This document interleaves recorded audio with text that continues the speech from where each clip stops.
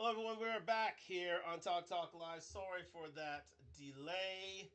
It seems that my computer wanted to have, some time off, and it took its own time off.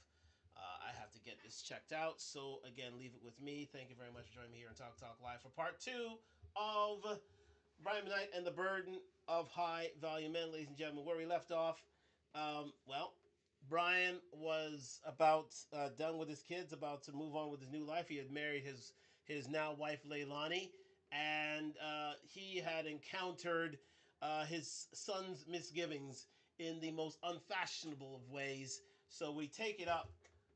Let's just go back to YouTube here. There we go. There we go. So we are back here, ladies and gentlemen, on Talk Live. So thank you very much for joining me for that little bit of downtime. Let me turn up. Let me just get my face a little closer to the screen here. Go. And we are back, ladies and gentlemen. So thank you very much for joining me on Talk Live. Thank you for your patience. Let's get back to it in part two of Brian McKnight and the Bird of High Value Men. Let's go. I really need you to hear me on this one. On or about 2015, the oldest son has children of his own. Mm. Now, when he had the first one, More than one. when he had the first one, the woman that he had the children with went on, I think, welfare or something. Okay, ladies and gentlemen, this is where the ultimate disrespect comes in. This is where it really happens. This is where Ryan, couldn't take no more. He'd done all these things for his kids, and you'll see how much he did for these kids in a minute. And believe me, Mark Lamont Hall tried to refute all these things he said. They couldn't. They literally couldn't. I'll show you the proof in a bit. Let's go. Now, what I didn't know is when you get that assistance that you're accruing as the father. Yeah. You got to pay this back. They're gonna come back and They're get going to come that. back and get it. Yeah.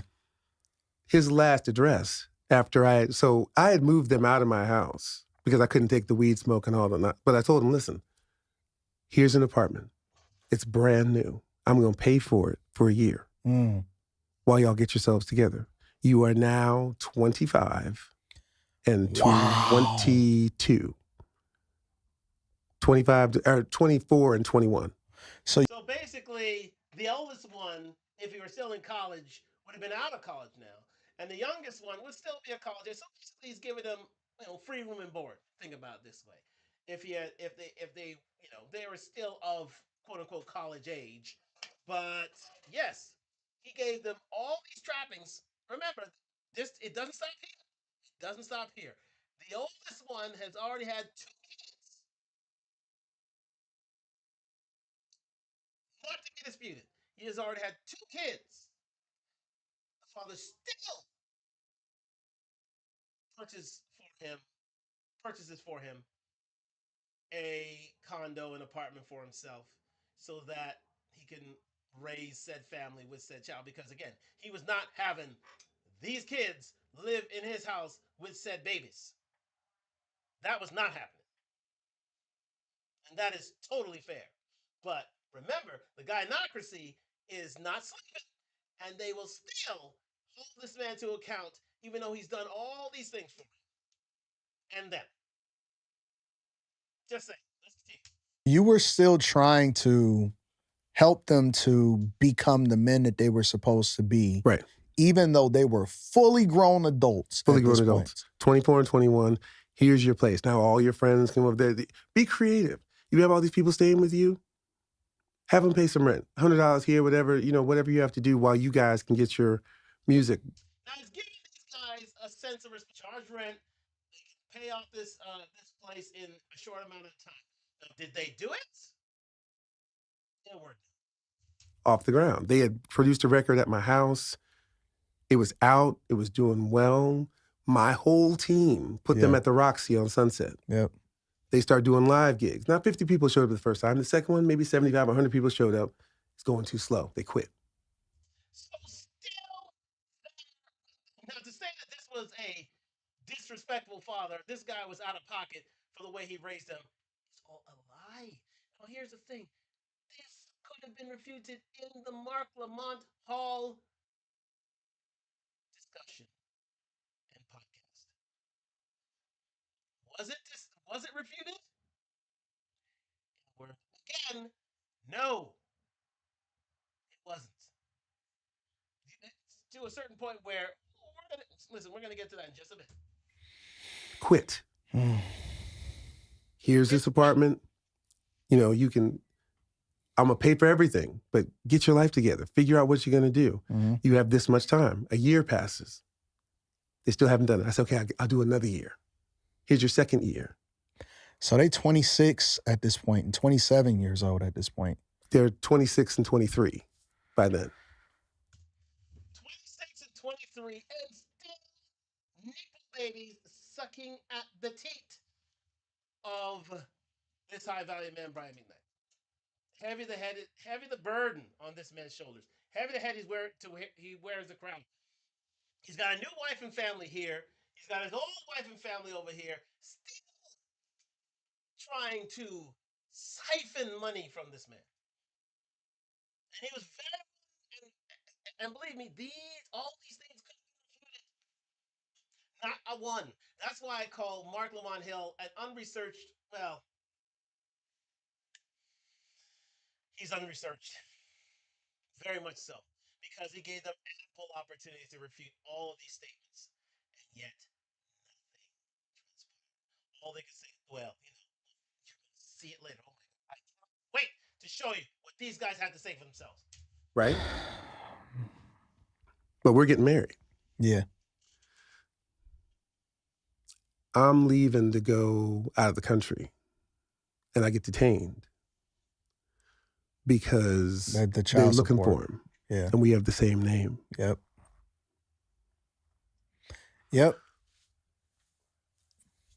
So this man could free and clear. He's not obligated to these kids. Is being as good a father as he could be. Yes, he's made some mistakes, but for the most part, he has lived up to his obligations. He had to be held because his son, who shares the same name as him, is being held up for child support issues because he couldn't get his life together. And he thought, good, I don't know if good conscience, in his conscience, in his thought process, his dad will always be there to bail him out. And you'll see later, he still wants him to be there to bail him. Talk about sucking at the teat. Let's go. He now has two from that same girl. Mm. And Leilani and I and her mother, we had sat them down and said, listen, what are y'all going to do? You got to get together. Well, she says to me, well, he told me you were going to pay for everything.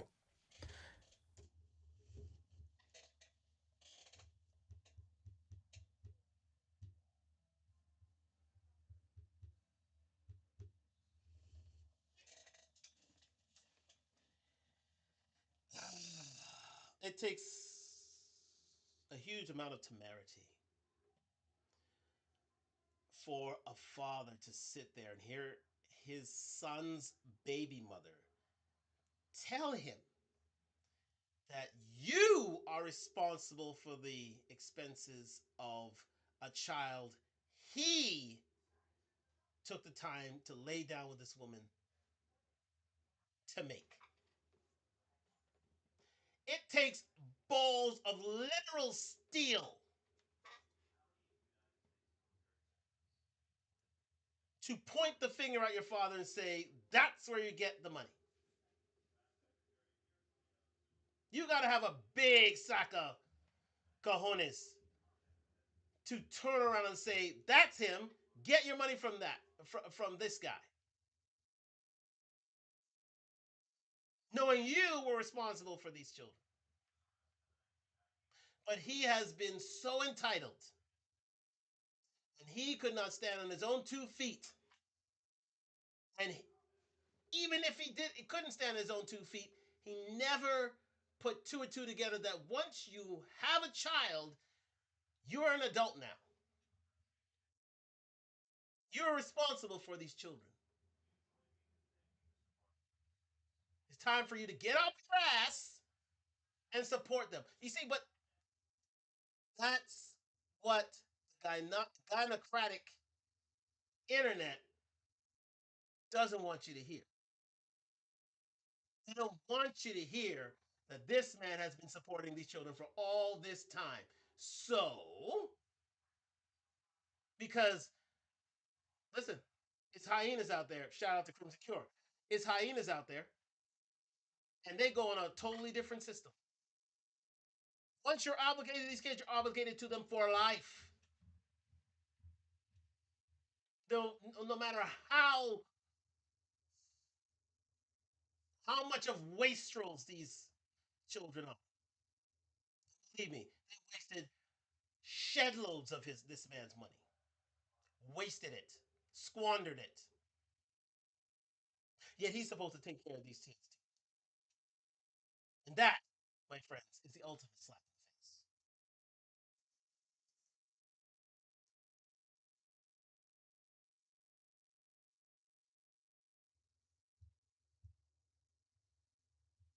Let's continue. As a grown man? When the second one comes, he comes and tells me that he just happened to be over there and she raped him. And I'm like, what? What is happening? This is where we are now? Yeah. So we go ahead and get married in a fairy tale ceremony. I'm going to give you all the video so you can see it. About 6 months later, the oldest calls me. He's like, listen, I don't have a place to stay. Can me and my new girlfriend come live with y'all for a while? Both of them? Mm-hmm. So this isn't even the original girl? No. Wow. As a father, I had to put my foot down because if I give in to this again, yeah, I said, no, you're going to have to figure this out. You're now 26, 27 years old. You got these two kids you're not taking care of. Yeah. You got this woman who now he has another baby with. Now so he's a two-time baby daddy. So he's got this, and it's not about the baby daddy. And I'm just, that's it's just about, what it is. You got to take care of your business. I'm not here to take care of, I got my own stuff I got to deal with. Yeah. Take care of it. So now he's having to deal with things on his own. And that's when, in 2019, when we decided to leave LA, he goes on his Instagram and tells everyone that he was abandoned, that I abandoned him and his brother. There it is, ladies and gentlemen. When he knew the gravy train was done, that's when he started throwing shade on his father in 2019. No good deed goes unpunished. No good deed goes unpunished. And in this instance, it totally rings true. So all of this vitriol for Brian McKnight over the last few days, months, potentially a year or so, that this man is a deadbeat and wasn't there for his kids. You know what? Judge Judy says,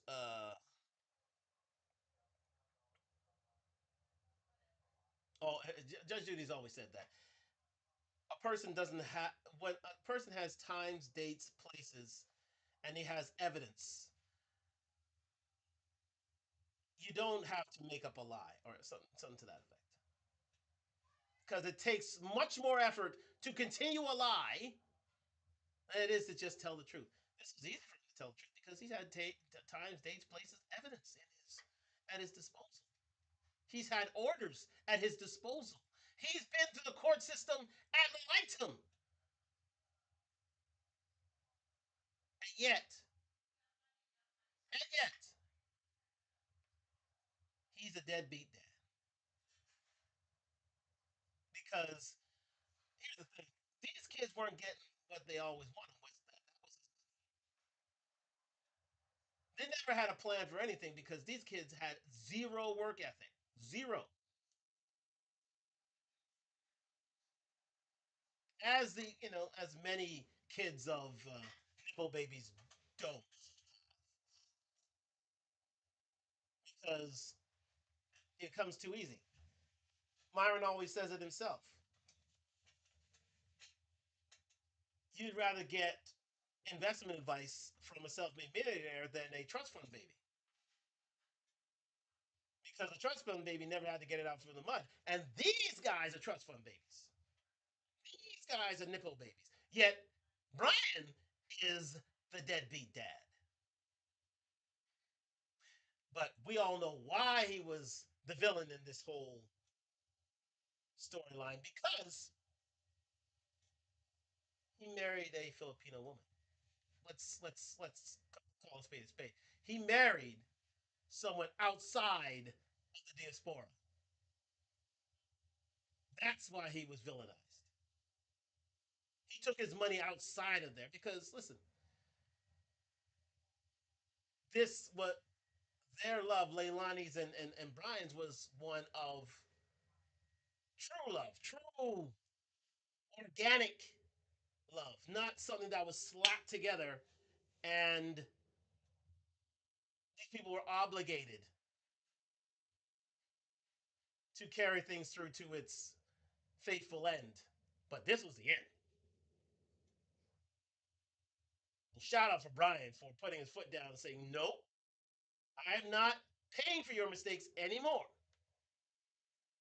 So all of this ha ha and kikiing and toasting at the wedding, all that stopped when Brian said, put his foot down and said, no,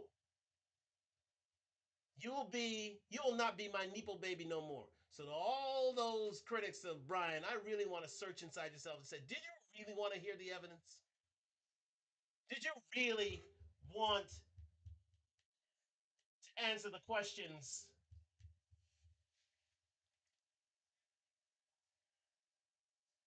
that Brian's had to answer all these years? No. You're just upset that he took a Filipino wife. Shame on you for not seeing past that and look towards the truth. Because believe me, I'm going to show you the other interview, and it is absolute trash. I don't know how Mark Lamont Hill, in his educated self, can affiliate himself with these absolute slack jawed gawkers, allegedly.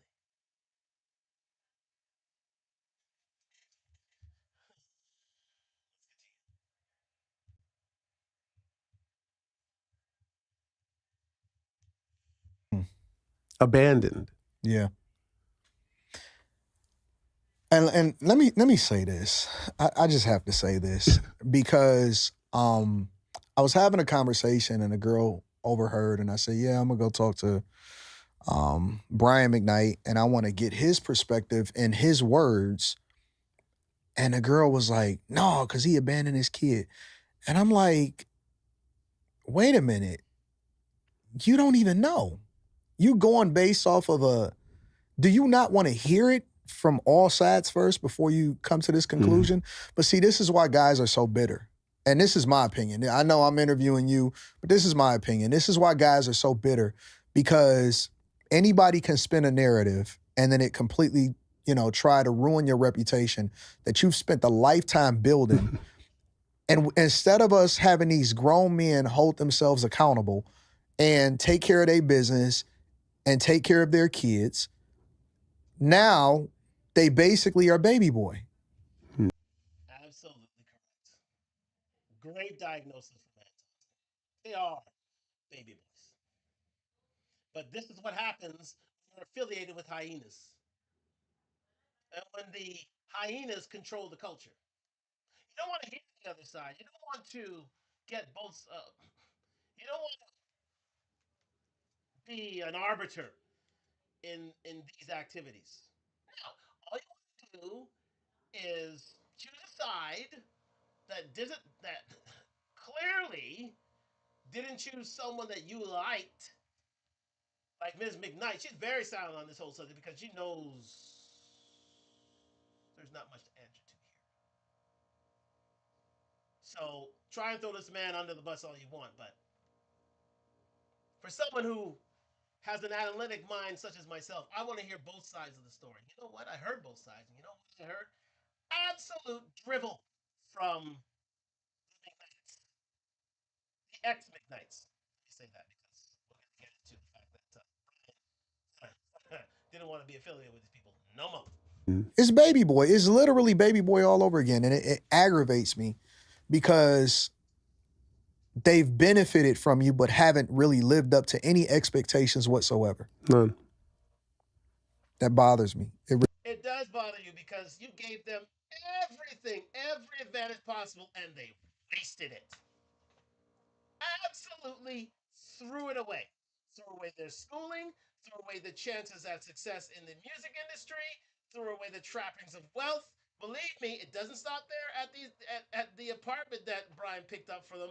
Believe me, there's more to it, but they chose to throw it away because they did not want hard work. I thank my dad to his dying day. Number one for my hairline.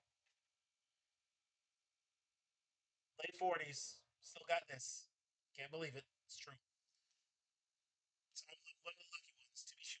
But always thank him for that one day he got me up when I was 15 years old. Hands out of the body shop. Got dirty. Got my hands dirty. And understood what an honest day's pay was like. I didn't like it then, but I thank my lucky stars for him now. Shout out to my dad. Really does bother me. So he goes on Instagram and basically says all of this crazy stuff. Yep. I'm in the air flying to Guam. I got a show. Yeah. I land and my phone blows up. Yeah. My wife is like, look at this. What is this? Mm-hmm. Do you know how many times they showed up at her office That's after crazy. I told them no? That's crazy. And my wife gave them whatever they wanted out of her money. Yeah. I mean, it's our money, but Yeah, I understand. out of her money, because she felt a certain kind of way about what was going on, and she wanted to help them. She had offered them to get them jobs. Yeah. They didn't want to pass there's no way they were going to pass the drug test. I don't think that they wanted jobs, though. They just wanted to live off you.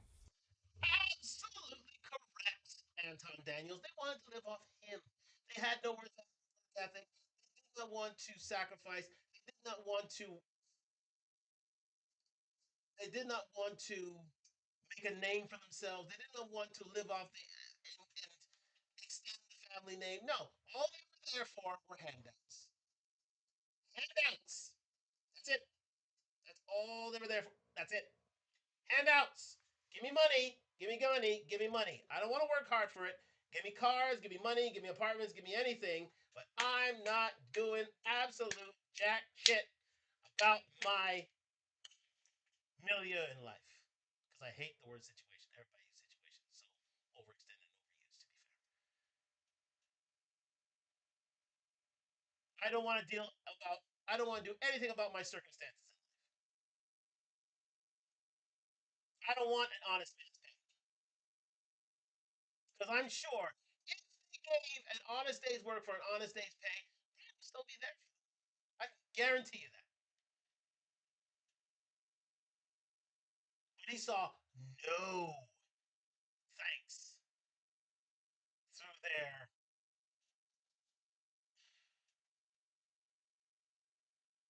adolescent years into adulthood. And here we are with Brian to bear the brunt of their misgivings and the fact that they couldn't get any money anymore. So vilify him, throw him under a bus, call him a deadbeat dad, anything not to not share your embarrassment as a boy, now a man. Let's continue. Yeah, You daddy, I mean, you got to take care of him for the rest of your life, Yeah. apparently.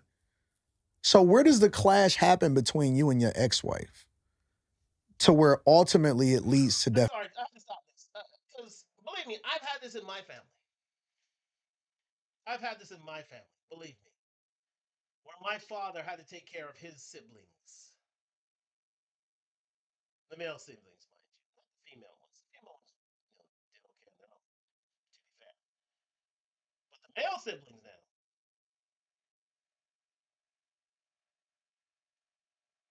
Hmm. They tried to get money the fast way. They tried to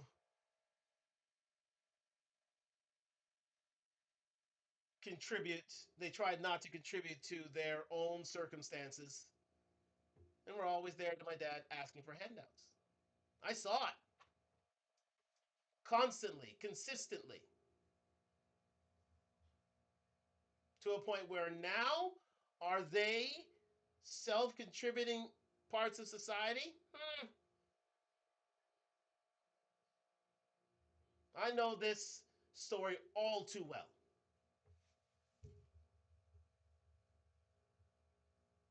So I can understand what Brian is going through because I've seen it myself. And it is a burden that no one should bear, but a man has to. A high value man has to. And here we are. Once again, having to tell the story once more. Information. When I told the truth about the origin of my songs, number one, Mm-hmm. I was doing an interview with a station in the city where she lives, Okay. telling people, you know, the truth about, where these songs come from. And apparently either she was friends with the girl or whatever the case may be. She took offense to that because on the one hand, you want to say I was a horrible husband, but then at the same time, you want to say that I wrote all my songs about you? Right. Mm. Right. I don't know. And I told the story about the abortion and all that. So she got in her mind that she's going to go and write this book and has been putting out these excerpts. And I'm like, that's not how that happened. But she's been collecting $18,000 a month from you for the entirety of that time Yeah. that you guys weren't even together. Nope. That's insane. But wait, That's she insane. came back for more. Because remember when she got married a year before that was supposed to end. Okay. So it ended right then. Right. So her getting married released you from the obligation of continuing to have to pay alimony. Correct. Okay. All and right, the I child got you. support too. Does it? Yeah, it was the stipulation that That if you get married, then okay. that was the end of Oh, that. she But by must that have time, really loved that guy. I was hoping so. Foregoing $18,000 a month. I was hoping that was the case. That's a heck of a lot of love. But when that stopped, she then came back and got another $250 on top of that.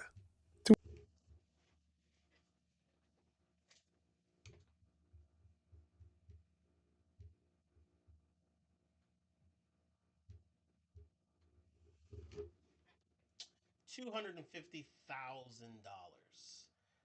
after her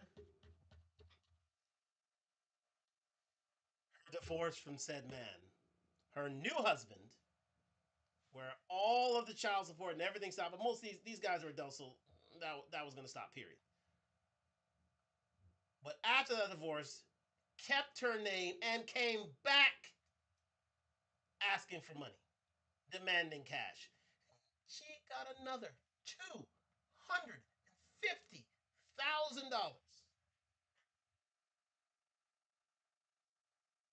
Make that make sense. This was a horrible husband.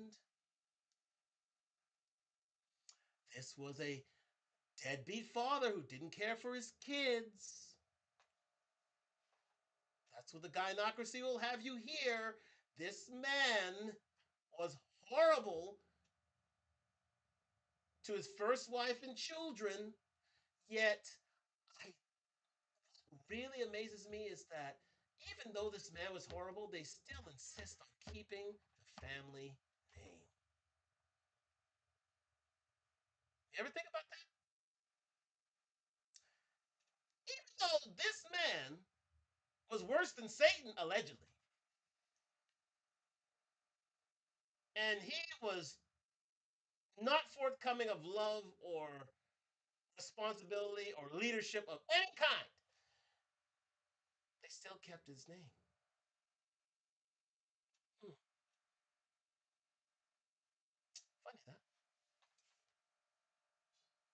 an observation.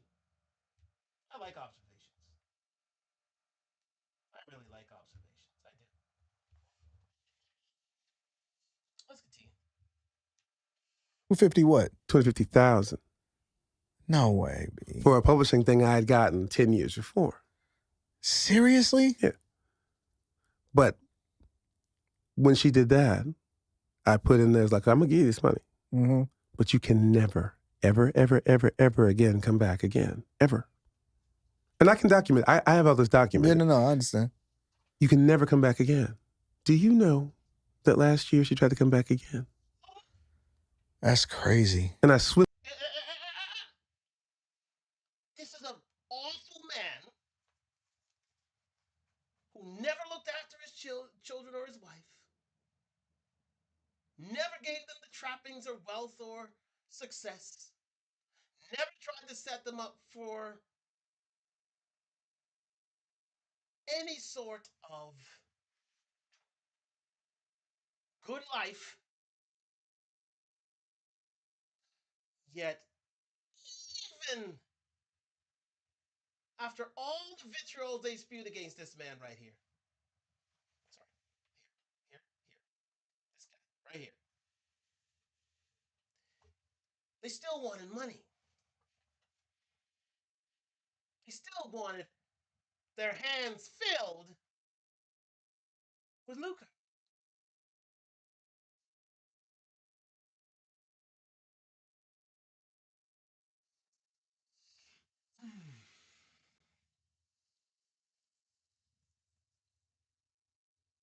I see why his brow is so furrowed, because he's had to deal with literal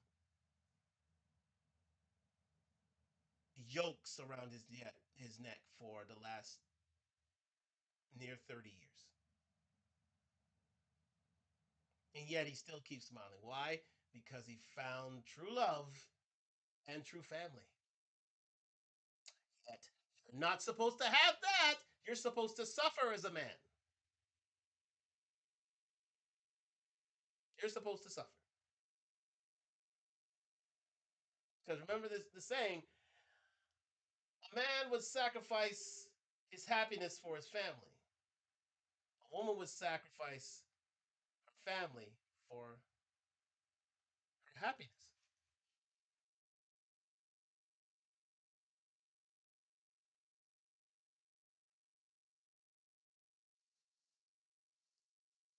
Just strange to me how this man is so evil and yet so giving.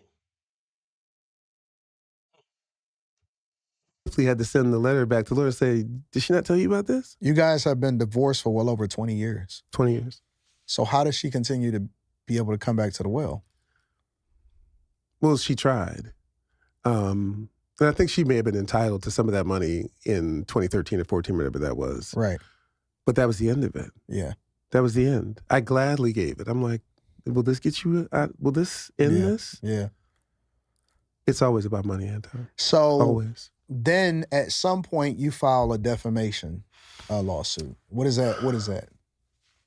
Well, we got to start sort of before that. Okay. So that post was in 2019. It's been 6 years of this nonsense. Right. Right. So basically, a defamation lawsuit is to stop people from besmirching your name, from bad mouthing you at every beck and turn, and that's what this family turned to because the well had run dry. There was there wasn't anything coming out of the faucet anymore. The money train, the money trail had ended. But one smart thing that Brian did was he kept accumulating all of this trash talk from his ex-wife and children. And he created an action against both for defamation. Now, again, it did probe. This is simply because the principal, because he knew that they didn't have the money to pay this off. No chance. Shout out to Shammy. They knew that they wouldn't have this money. They wouldn't do it. But Hmm. They tried. And he tried. He said, you know, this is strictly out of principle. Simply because he wanted an end to this. I would say this is prohibitory in nature, saying that you should cease and desist from ever besmirching my name or reputation because it is all, and he needs his reputation in order to make money, especially when going on tour and securing dates such as the one he has in Detroit on a yearly basis, and with many other venues throughout the United States and around the world.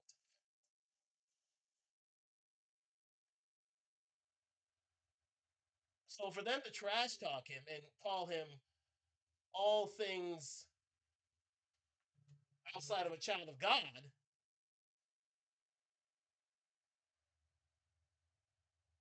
it's totally, completely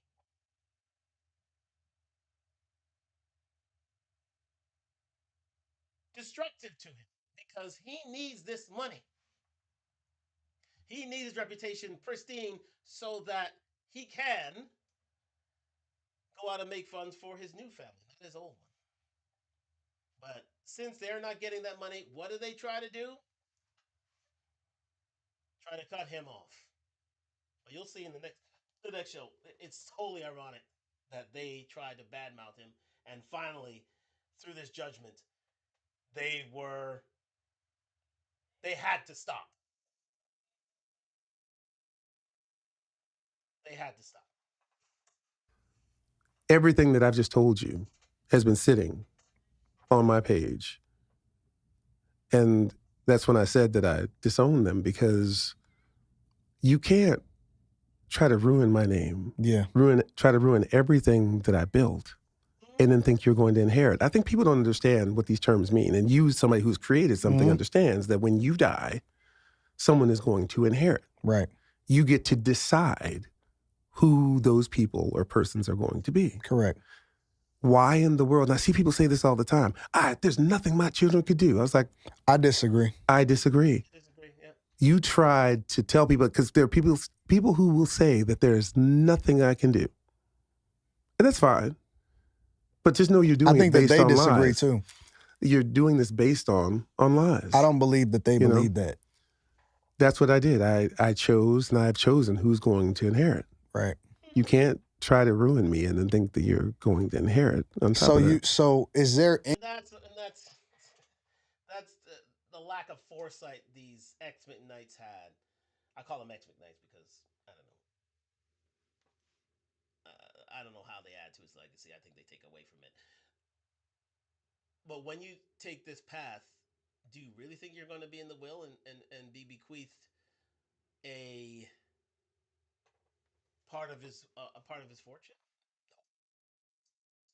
Try to run it through the mind. These guys are so delusional. They don't. Every action has an equal and opposite reaction. They don't get inertia. Simple science. That if you badmouth someone, guess what? You're not going to be there or prevail through his largesse at all.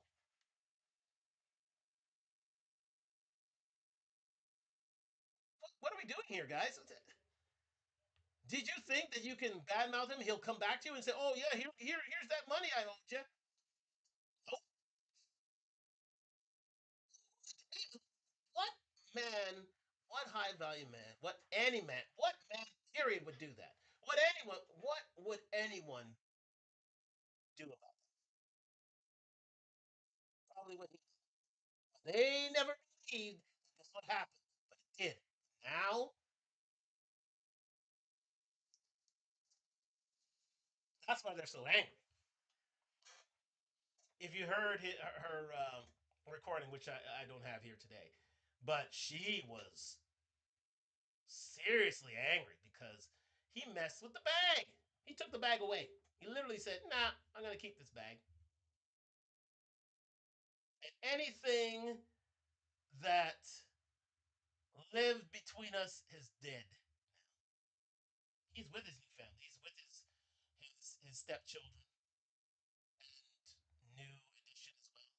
It's done.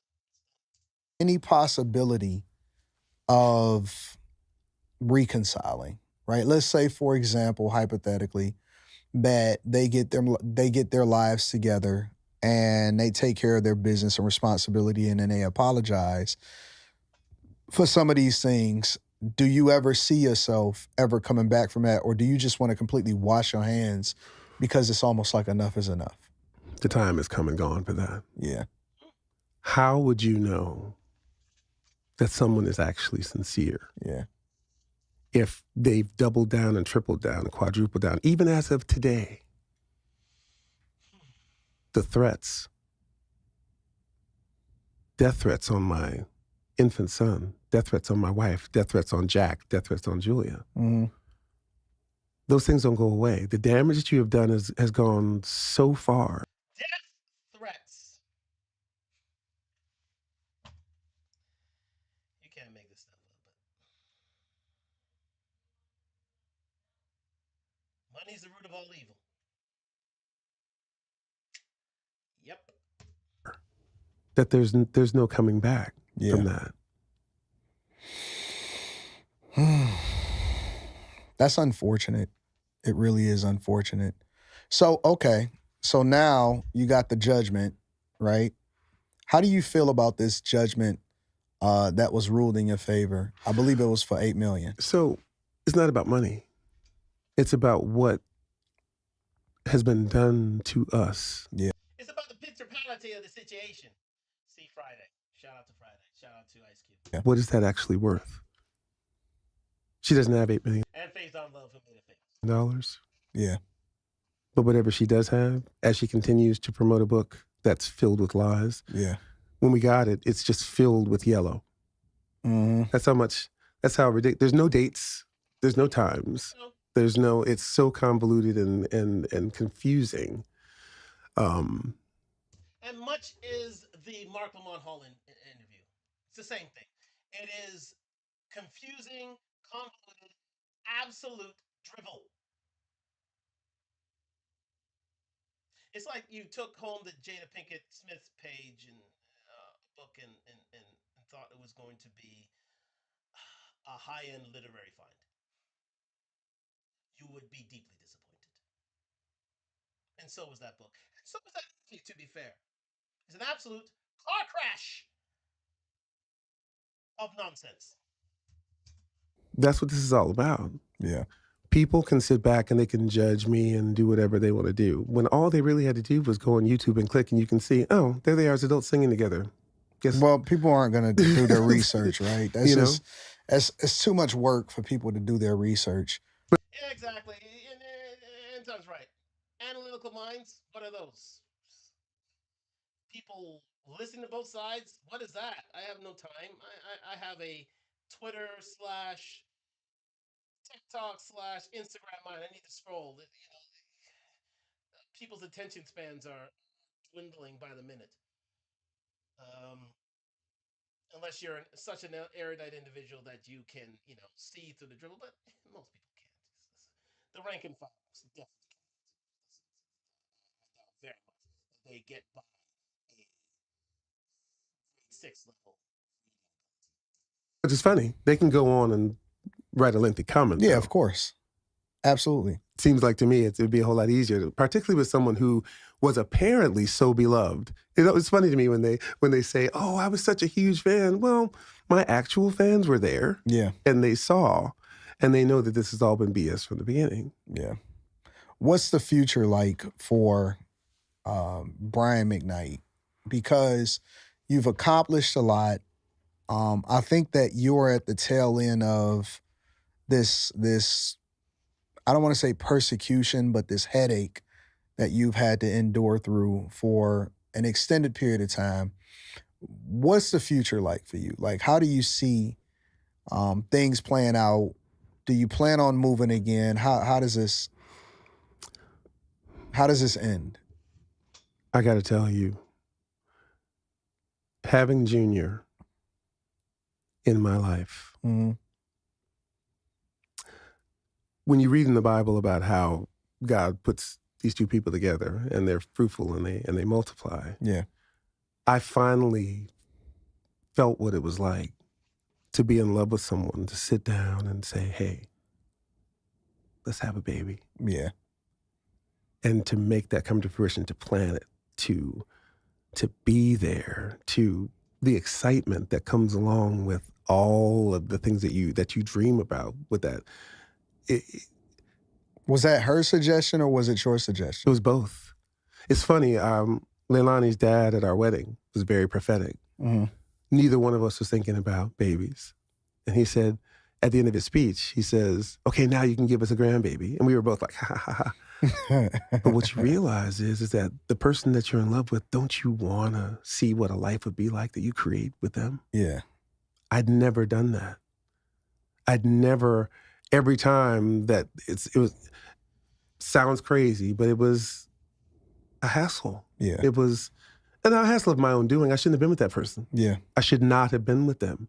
That way this doesn't happen. But my future is being there for him to make sure that he comes up the right way. You know, I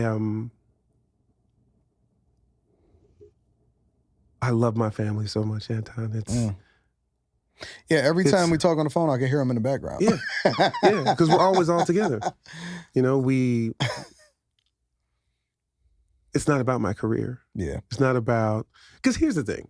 If I was wrong and all these people who used to love me hate me, wouldn't I just reconcile? Yeah. Just to get those people back? You've been quiet for a very long time. Well, yeah. A very long time. I was quiet. But somehow they always find some sort of way to, I was quiet right after all that happened. And then our daughter Julia graduated with her master's and she got a new BMW. Mm-hmm. A year later, the Shade Room goes and finds that and says, oh, he didn't do this for his black kids. And it's like, yeah, you see, there it is. There it is. I'm glad he revealed it after I've already told it. It's because he is involved in interracial marriage that the Shade Room's got something to say.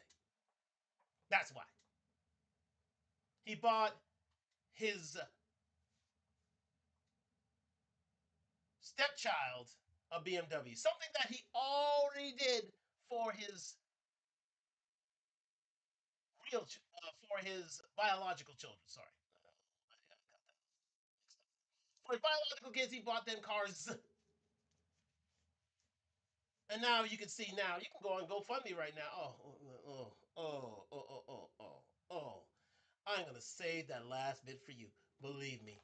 Oh, you're going to laugh your butt off. And what this ex Brian McKnight Jr. has made of himself. It's hilarious.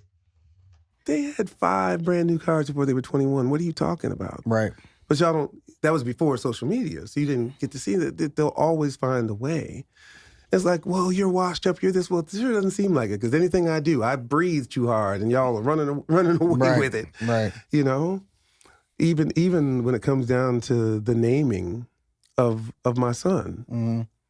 you know, that was always going to be his name. Yeah.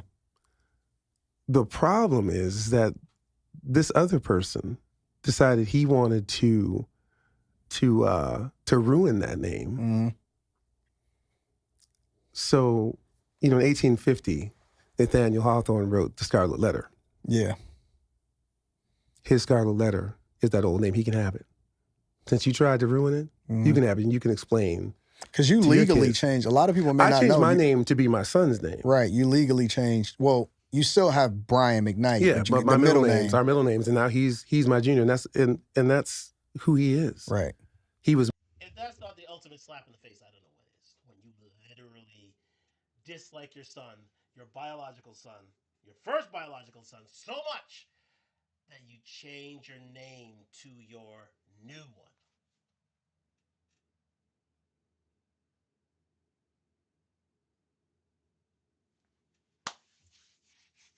That is truly washing your hands of their misgivings.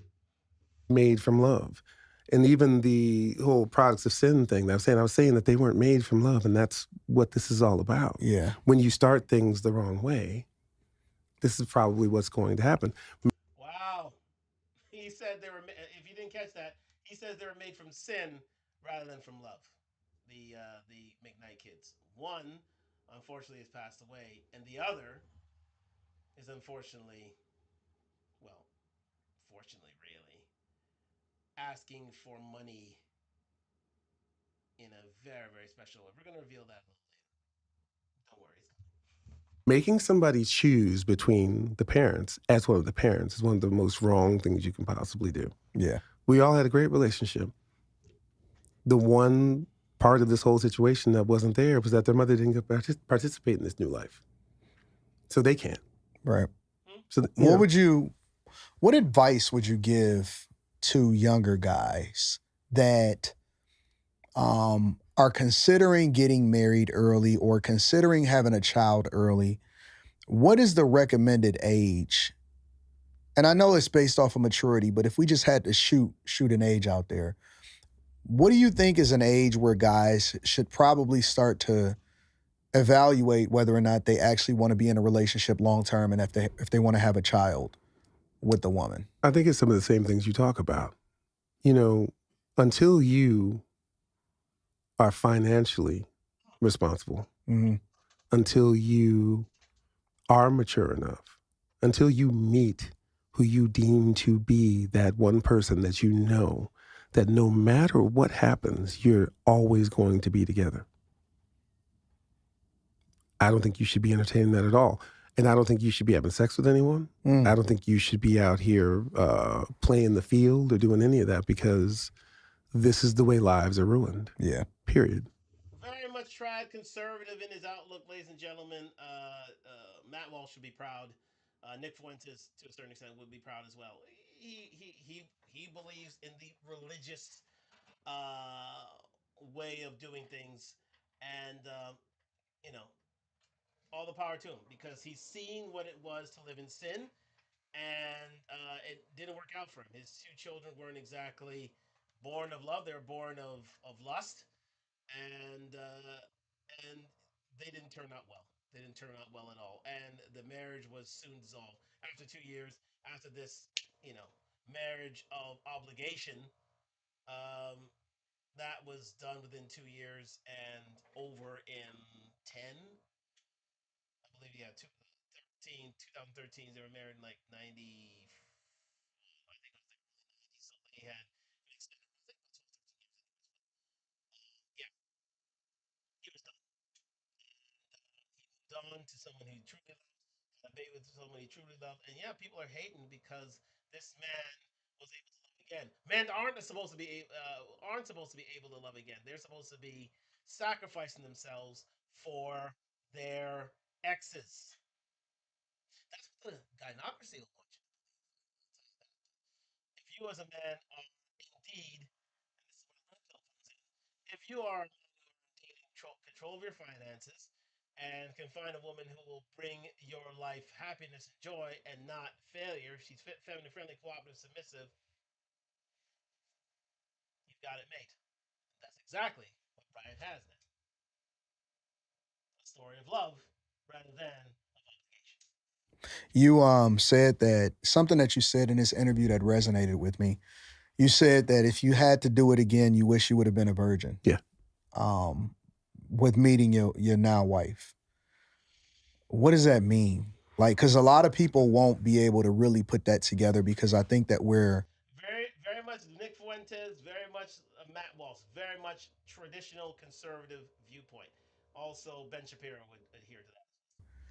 we live in a culture where everything is at your fingertips. I mean, Right. you can go and pick up your phone and find anything you want to find at this point. You said that you wish you would have, if you would have done it again, you would have been a virgin. I would have waited, because she deserves to have been the only person Yeah.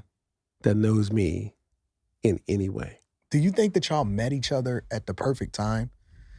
Because see, you've amassed a ton of wisdom from your lived experiences to where you truly can appreciate her, I'm Nah, assuming. And you don't then get it. You don't get it. Like let's say hypothetically you guys had met in 95, right? And that wasn't in a previous relationship. Do you think that you would have seen her the same way that you seen her when you met her at that? Absolutely. Really? Mm-hmm. See, That's true love. That's really true love. had to come up to her level.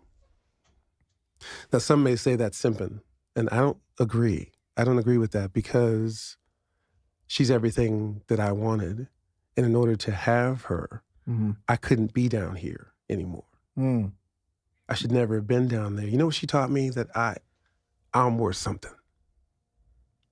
I'm worth more than the people that I chose to spend my time with. Yeah. And you know what? A lot of men would not get that. They would not have that. They have to take what they can get, and they have to protect and provide and move on and move forward. And they are not given the happiness that they deserve. And, you know, for Brian to find that, kudos to him. Yeah. And I didn't know that. Do you think you would have been mentally in a space to where you could have accepted that though? Yeah. Really? Because wanting to be with her would have been the same way it was when I met her. What do I have to do and how do I need to change me? Yeah. I truly believe it was divine. Yeah. God knew where I was headed. God knew where I'd been. And he knew. I think it was his timing. Mm-hmm. But if his timing would have been in 95, it would have been exactly the same thing. A lot of guys at this point, because of their lived experiences, maybe it was a divorce that they went through or, battling back and forth when it comes to custody and family court laws and things like that. A lot of guys have pretty much sworn off ever getting themselves into that type of situation again. But you've defied the odds and, kind of sort of made a way where I'm assuming that maybe you were maybe feeling some of the same feelings prior to meeting your now wife. Did you ever see yourself getting remarried prior to meeting her? Like, did you ever think in your mind, you know what, I probably will get married again? No, but it wasn't because of the first marriage. It was just because I didn't see what the value was for a man. Yeah. I wasn't jaded because of marriage from that situation. Yeah. I was jaded about people. I might have been with the amount of money that you were paying. I might have been. I'm not gonna lie to you. But that has nothing to do with, I was in a situation I shouldn't have been in. Yeah. So if the penance for my peace was paying some extra money. Yeah. We're entrepreneurs. We can make more money. Absolutely. 100%. We can make more money. But it's not even about the amount of money. It's the lack of appreciation that comes along with what I've done for you. That's what I think that most people guys think that they're entitled to it, though. There it is, ladies and gentlemen. Absolutely, no truer words have been said. The ex-McKnights really believe they're entitled to the money this man has produced for them. Entitled to it.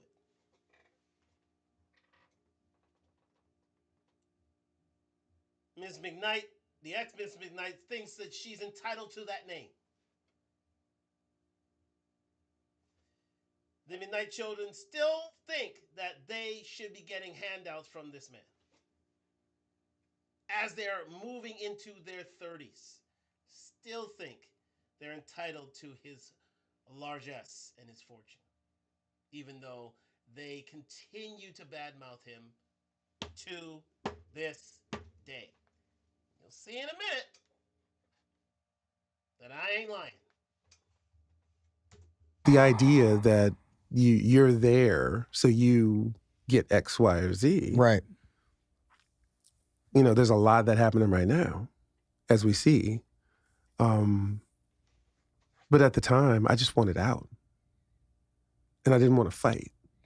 I'm assuming, and correct me if I'm wrong though, but I'm assuming because you guys were amicable for that time, it probably wasn't a problem for you to make sure that things were taken care of. But it's not, that's the part where I would get bitter at. And it's like, wait a minute, you trying to throw my name under the bus after I've done all, you see what I'm saying? Well, because they're saying that I didn't. Right. That's the other part, that somehow you were destitute. Somehow, what I didn't tell you was for the first 3 years before we actually divorced, it was $25,000 a month. That's $300,000 a year. Then they brought it back to, 18. But the idea that you look in this book and she's like, oh, we had to get pizza by getting quarters out of the couch. Like, who are you talking about? Yeah. What are you talking about? I bought you a brand new house on wherever you wanted. You had cars, you had, maybe you didn't manage it very well because, who knows? Yeah. I don't know. But when a woman gets egg on her face, Yeah. To me, I'd be like, well, he wasn't so great to me. You can have him. Mm-hmm. Like what, my mother loved my father to the day she died, but she went to her maiden name when they got divorced. My father got remarried. He's been married for 40 years. Yeah. This is a cycle that continues to happen. And I can't speak for everybody else's situation. The saddest part of this is that the younger one ended up dying. Yeah, I was going to ask you about that. We're gonna leave it there, ladies and gentlemen. I think just know that Brian was there until his dying day. Uh,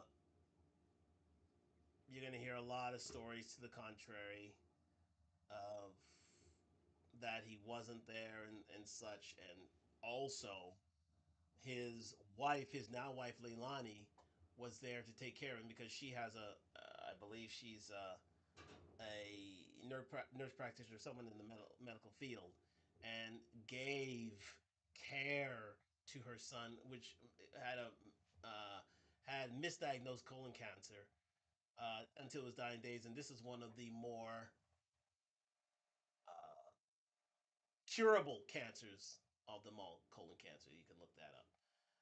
But it went undetected, it went unnoticed, it went undiagnosed, and unfortunately, the young son passed away. My condolences to the McKnight family for that. But um, my actually, let's go into that. Let's hear what Brian did for that as well. Let's go. How do you feel about that? Because a lot of people make a big deal about, if we just being transparent about, posts Right. that you may make on the anniversary of the passing. Yeah. God's timing. That was the day that the judge told us what the amount was. Oh, okay. So it didn't have anything to do with. Had nothing to do with that. But I will say this. I believe it's God's timing because Anton, he did not have to die. Why do you say that? When we talked, and we did talk to him, we talked to his wife. We got to go back. So earlier that year, that May, he's on the Shade Room. He's saying things like, oh, now remember, they've lied on me, but they continue to double down and triple down on the rhetoric. If my dad needed this, I wouldn't do this for him. He's dead to me, blah, blah, blah. Now we come to find out that 3 days after that's when he got diagnosed. They waited because he didn't have insurance. Mm-hmm. They waited 4 months to let us know. After they found out that he was actually. They waited 4 months. So he could have. According to all statistics, 91% of colon cancer diagnosis that are caught early are curable. Right. There it is, ladies and gentlemen. I wasn't lying. He had colon cancer. It was curable, but they did nothing about it. Allegedly, I'm not there to hear. Well, I heard the other side. They say that he wasn't there. Period. And, he came last minute, and they turned their back on their brother slash son. So I'm gonna leave that in the air. Ladies and gentlemen. There's their side, there's Brian's side, and then there's the truth. So But here was what Brian was willing to do. From the time he got diagnosed to the time we found out, because they didn't tell us. I had to find out from somebody else. Right. Then I heard from them. So were you the last? We were the last to find out. Wow. So once we found out, we sprung into action. What can we do? Can we get the scans? Can we do this? Can we do that? Anton, by this time, it was stage 4.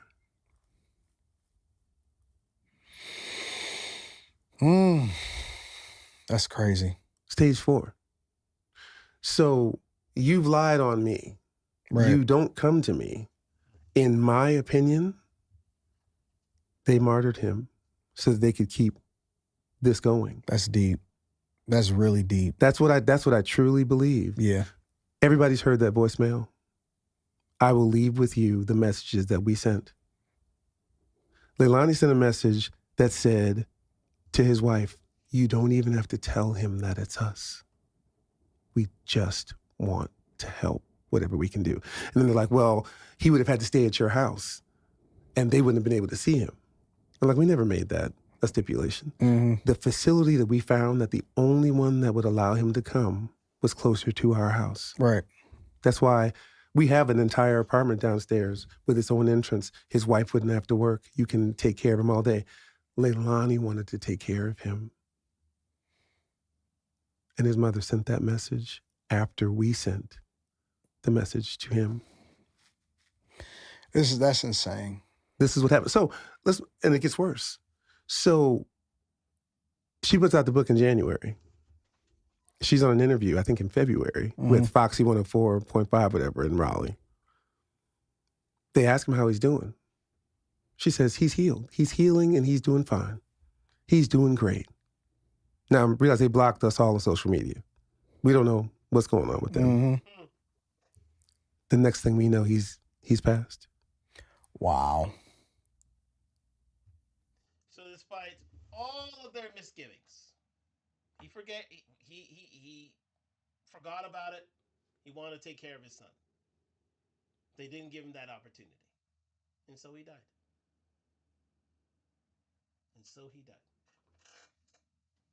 But that's not going to come out not in the gynocratic media. Oh, hell no. Brian's going to be made the villain.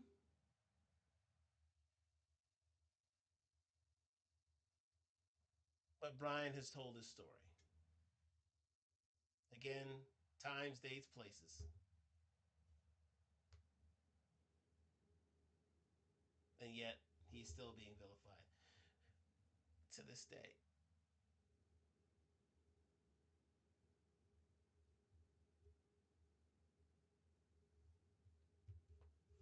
That message that I played for everybody was 20 months before he passed away. That was not near the end. It was still when something could be done at the very least to make him more comfortable. But you see, they ran out there immediately and said, he never spoke to him. He didn't come to him. Here's all these messages on Twitter. I deactivated my Twitter 4 years ago, something like that. I don't know. They didn't tag me. Nobody could call. Everybody's got my number. So they could say, he didn't even, I didn't know. Yeah. And believe me, that is part of the reason why Mark Lamont calls Brian McKnight an a-hole. Because he has taken the side of the ex-Miss McKnight and said that he wasn't there for his kids, especially when they needed him. He wouldn't hear from Brian. Let's get to the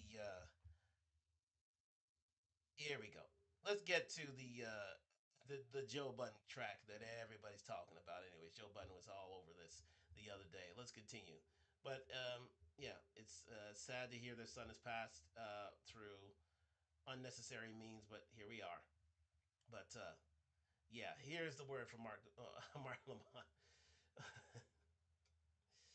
Marc-Andre Lamont, let's go. Message to Joe Budden's podcast. Mark Lamont Hill. Nothing. Mm-hmm. But who's that Mark, the guy, the political Mark guy? Lamont Hill. Let me tell you something. I'd destroy that dude. Yeah. I would destroy him. Not physically, but No, no, in, no. in I a understand what debate you're saying. because you don't even know me, but you call Right. me an asshole. Yeah. Well, I look at Mark Lamont Hill. Um, there's this segment of people that are what I like to call, um, they like to champion themselves as intellectuals, right? And that they truly believe that they're smarter than everybody else.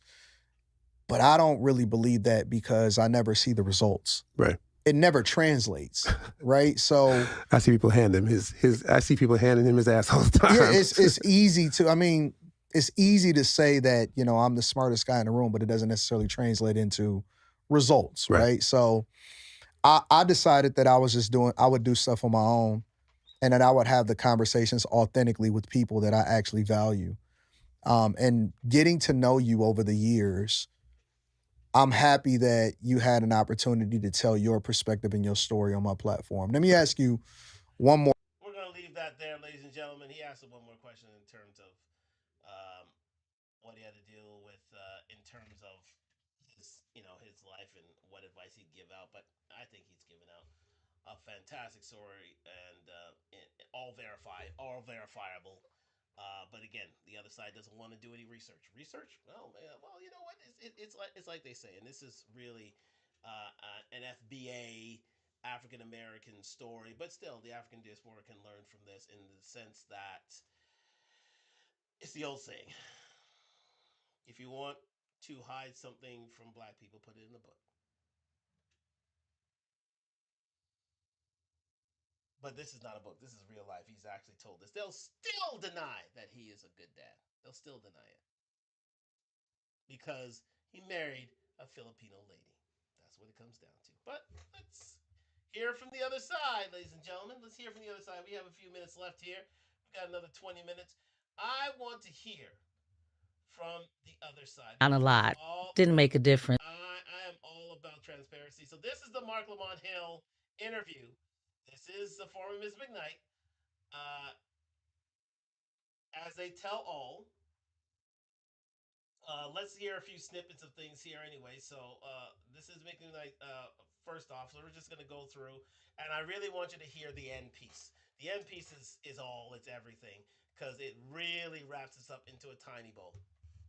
I was blessed to have come up in a home with parents and strong women, my grandmothers, my aunts. I was around women who made it very clear to me how to move forward in my life. So she's a part of the gynocracy, not exactly raise her children in the gynocracy. So that's the reason why they're a bunch of deadbeats. Let's continue.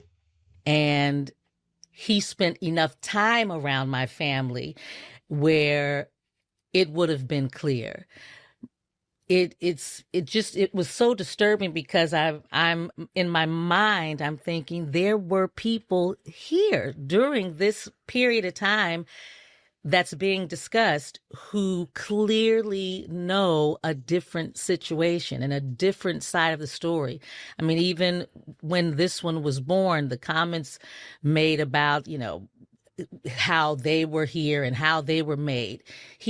Oh my God, BJ, you couldn't pry him out of his arms. Well, that was going to be the thing I have for you, BJ. When you hear, my children weren't made out of love or born out of love, these children were born out of sin, in statements like that, how'd you feel? How does it make you feel?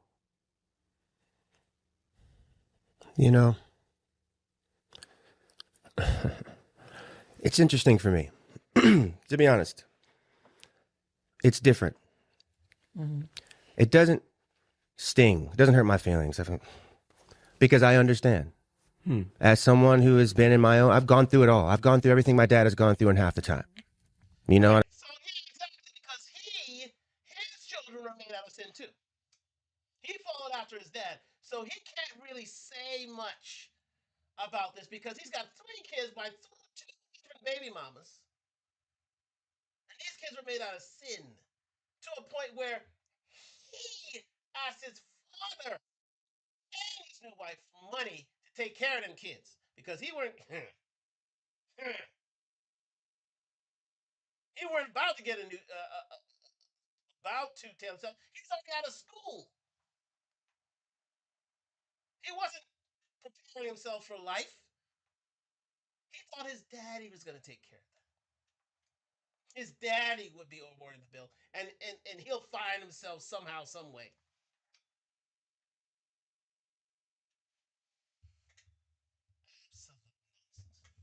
I mean, I've got 3 children, 2 different women. My first 2 kids I had with someone I wasn't in a relationship with. Right. You know what I mean? I am able. Yeah, exactly. Get to the point where, yes, you had made children in sin as much as your dad did. The only thing was, your dad lived up to responsibility. You wanted your dad to live up to your responsibility. You get that? You get that? But he's the evil one, though. Yeah.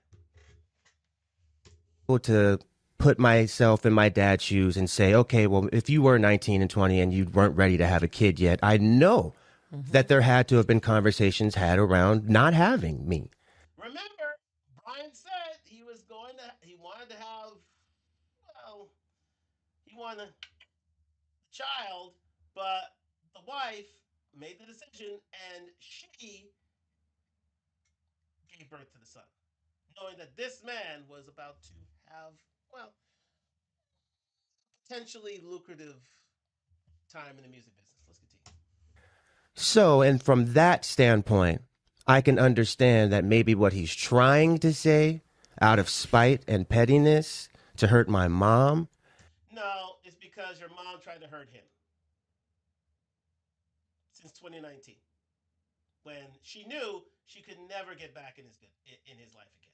May not necessarily be how he actually 2015 to be exact. feels. See, I'm able to separate the two things. That's a generous reading of of him. I get it, man. Mm-hmm. I've said many times through this whole thing that I think that I'm the person that could help my dad. Right. And that's not coming from a place of ego. It's not coming from a place of feeling like I'm better than him or smarter than him. No, I understand, dog. I've been through it. Mm-hmm. And I've managed to keep my integrity through all of this, maintain honesty as well as I can as a young man trying to figure himself out and do things. I've made mistakes. He tried, literally stepped out of school. You could have figured yourself out then. You didn't want to concentrate. Figure yourself out then. Then you got into life and you couldn't figure out your way to make a living. You could have figured it out then. Now what? Now you want to make a name for yourself? Now you want to make a way for yourself? What are we doing here, guys? Ay. Mistakes, especially in relationships. A lot of which I learned from seeing the relationships around me, as we know how it goes with conditioning and generational things. So it's just like, I've had a lot of time and self-work on myself to reach that level of being able to not just have it hurt my feelings. Listen for the accountability, people. Listen for it. Listen, he's going to be accountable. Watch this. Feelings. Does it hurt my feelings? Of course. I'm not going to deny the fact that hearing your father say these things publicly is after years of you dumping on his name to a point where he had to get a defamation lawsuit out on you guys because you guys on social media are the ultimate of trolls. Are you kidding? Where it's an issue for me. But like I said years ago, me and my father have been way past the father-son role at this point. It's time for us to have a conversation as men. Absolutely. I've always been willing to have that. Mm-hmm. Is he unwilling to have it? I don't think he's ready to have it yet. See,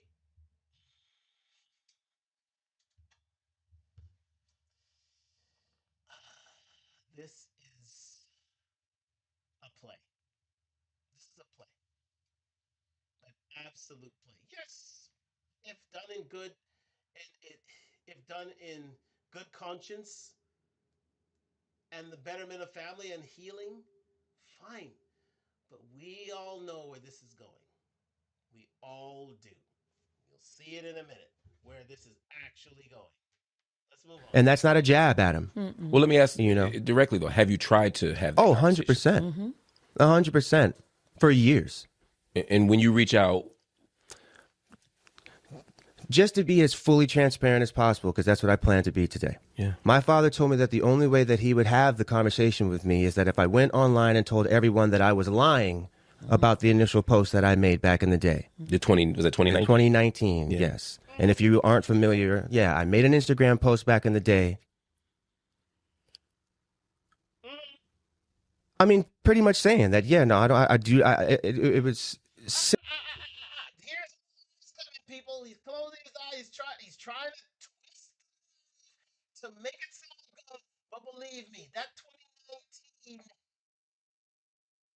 post on Instagram pretty much killed the relationship between these two because he called him everything but a child of God. Everything negative but a child of God, to be fair. Wow. Simply stating, essentially, that I do not dig the way that you're treating my siblings. Ab- Did I say he abandoned us? Did I say that? All of that became misconstrued through all the. He did say you abandoned us. When you got cars, you got trips, you got apartments, you got child support, you got everything that you wanted. Anything and everything that a child needed or wanted, you had, but you squandered it all. And yet, what was his thanks? No good deed goes unpunished. You wanted to besmirch your name one final time.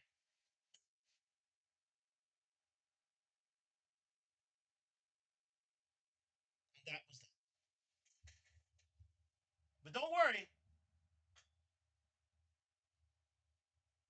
the dry begging's coming. BS. And then within his responses of not really knowing what to say and obviously not having someone on his team tell him to maybe take a beat. But no. Yeah.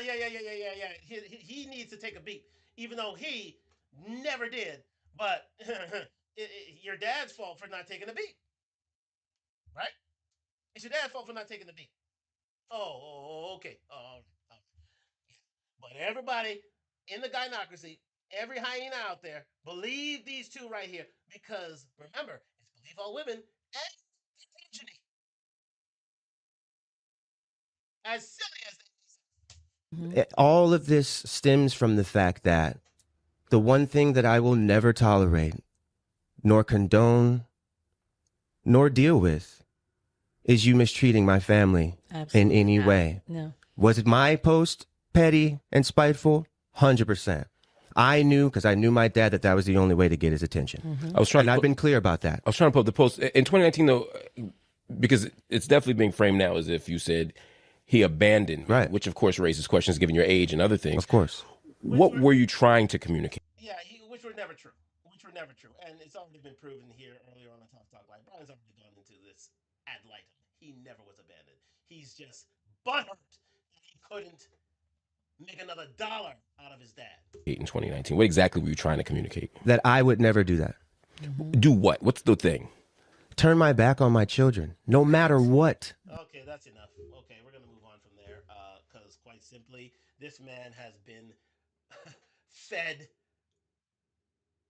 hundreds of thousands of dollars on the trappings of wealth, the trappings of success, the trappings of affluence. This man is given all the advantages that God could send. This man could have been given a career. He decided to waste those opportunities as well. Yet Brian McKnight, singer, songwriter, entertainer extraordinaire, that guy, he's the bad one. Because he's turned his back on his kids. But again, we all know really why he's the bad guy.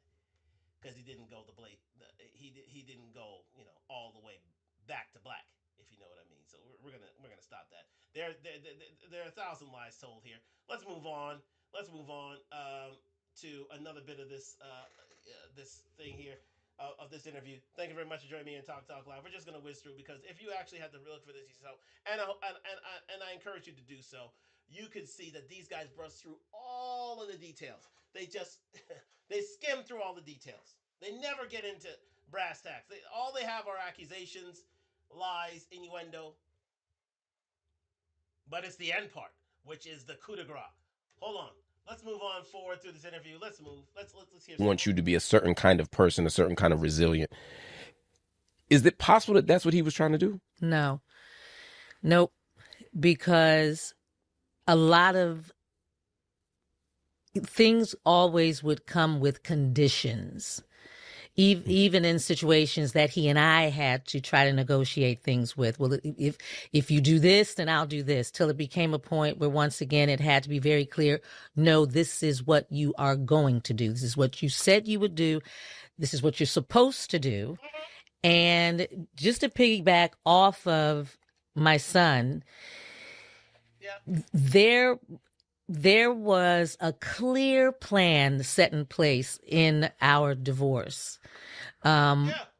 My vision was always I don't need bags, I don't need purses, I don't need this, I don't need that. My mind is always based on legacy, my children. At the time my grandbabies weren't here, but we're a family.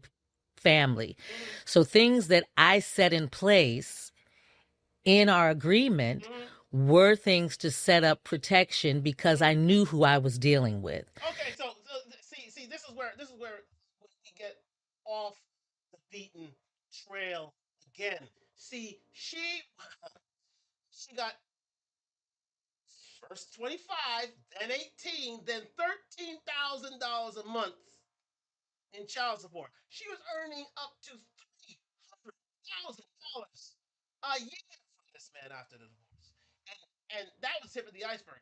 As Brian stated, he got off lucky, but a fool and his or her money are soon parted. So she always had to go back to the well. Always ask, oh, let me get more money. Let me get more money. Let me get more. I mean, she did get the publishing. Let's face facts. And Brian did say that he got off lightly in this divorce proceeding because she could have taken way more. And he said, okay, she got a bit of my publishing. Fine, we'll leave it at that. But she did get spousal and child support for at least 10 years. But Brian's the bad guy. Yeah, she's trying to set up a legacy. No, she's trying to keep that tap running. Even after her new marriage, she came back running to him. Even last year, had and they brushed by this stuff. They never touched this. Went back hand open, asking for more money. These people are a yoke around this man's neck.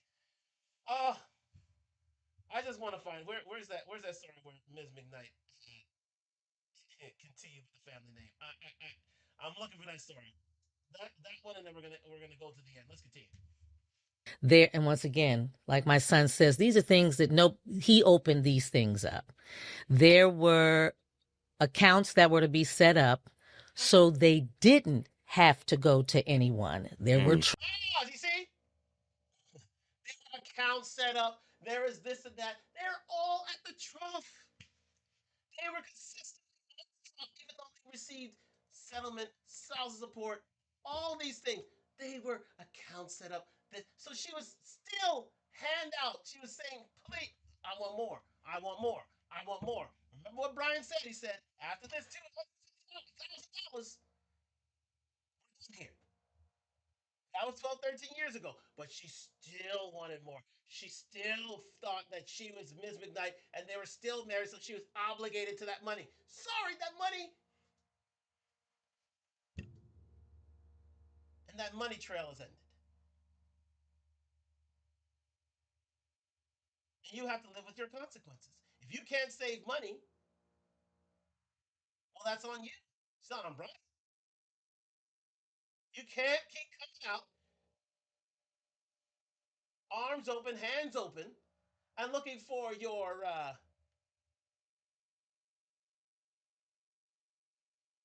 ATM to keep flashing you more money. That's not happening anymore. It's a thing called divorce. Divorce means, we settle our finances, we move on with our lives. After the wedding to Leilani, that's when these guys got vitriol because they knew their ATM was shut off. And there was no chance for them to get any more money out. Even after she married, she remarried, she remarried, still came running back to Brian. Why? Because that is the ATM that she wishes still kept on giving. Trust that was set up. There was an agreement that I put a clause in on my boys saying you've got to this age, you have two choices. You can say, mommy, mom, going to school, or bring us a business plan. They were young, 13, 14, 15, 16. They were clear on this. Bring us your business plan. I knew they wanted to do art. That's what we are. We're a creative family. Ah, stop.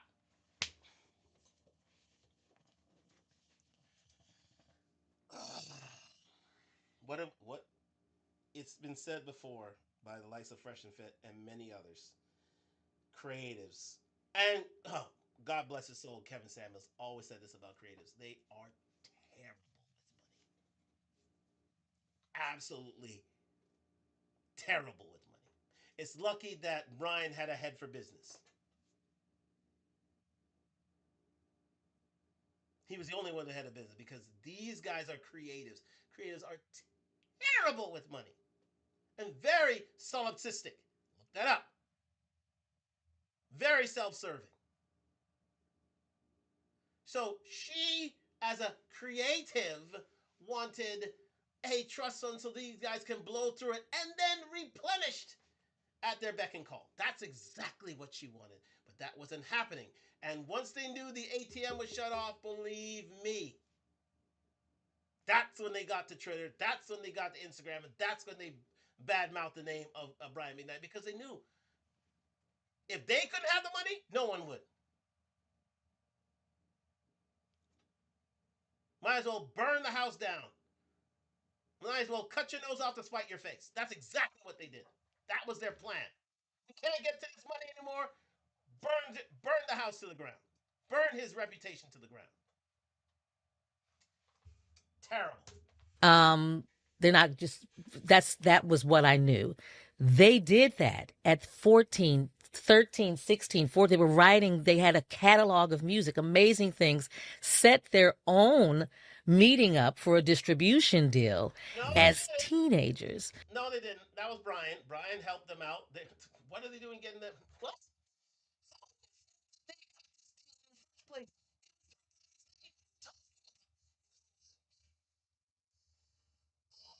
Oh my God. Oh, you can't see the forest for the trees. I kid you not. You cannot see the forest for the trees here. Oh, wow. Do you really think they would have got their own deal if not for Brian? Did you really think after he told you that I'm the one who got them the his team was acting on their behalf? You tend to you have a very selective memory on things. I'm getting to know that. Brought the deal home, proud of it. We're thinking that there were these funds that were set aside that we would be released to them. Yeah, if they would be set aside, if they weren't, it's definitely set aside then. But they didn't want to work. They didn't want to work. So they didn't want to work. They didn't want to. He set them up at the Roxy, had them do gigs. He said, "My dad's here. He'll be able to provide me a lifestyle to which I am accustomed, right?" At their ages to do their business, handle their lives. That was the agreement. Y'all came up to that agree with you came up With their dad. with their dad during the divorce. Yes. Okay, And That's a lie. She knows she's lying. Yes, no. No, you're lying there. You know that. Yes. Oh, God. If there's anything that was to be set up, Ms. Creative, it was to be set up through the child support. It was to be set up through the spouse. That didn't happen. You blew through the money. So did your kids. What is Brian to do? Replenish said funds? I know you want that. I know you really want that. That's why you went to town in book, in print, and on social media trying to tear this man down because you weren't getting any more money. That was your plan from the beginning. If I can't get to it, no one will. I don't like ugly. Just And they did that, did their business plan, presented it to them. They were told, I can get you a better deal than this because that's their father. Of course, they're trusting what he said to them. Yeah. It did not happen. Subsequently, I wonder how. I wonder why it did not happen.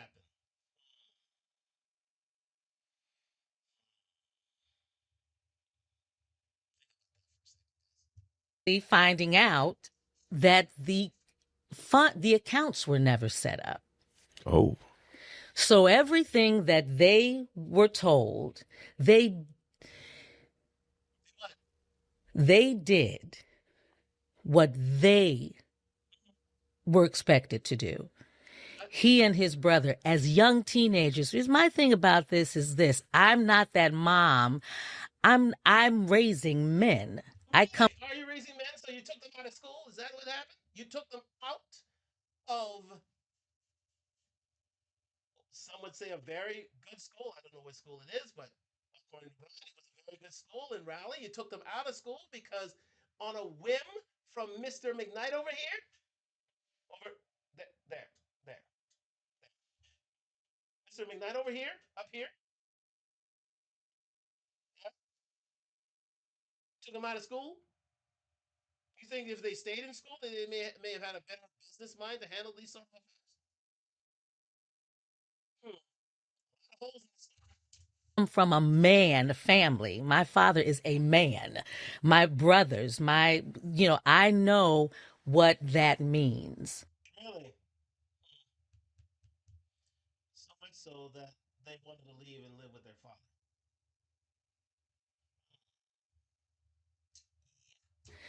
And of course of course I'm their mama. Yeah, but I want you to be, let's do this. You're going to handle this. I'm going to teach you how to set yourself up in your life where you are also working towards what your goals are and having the responsibilities that you need to have.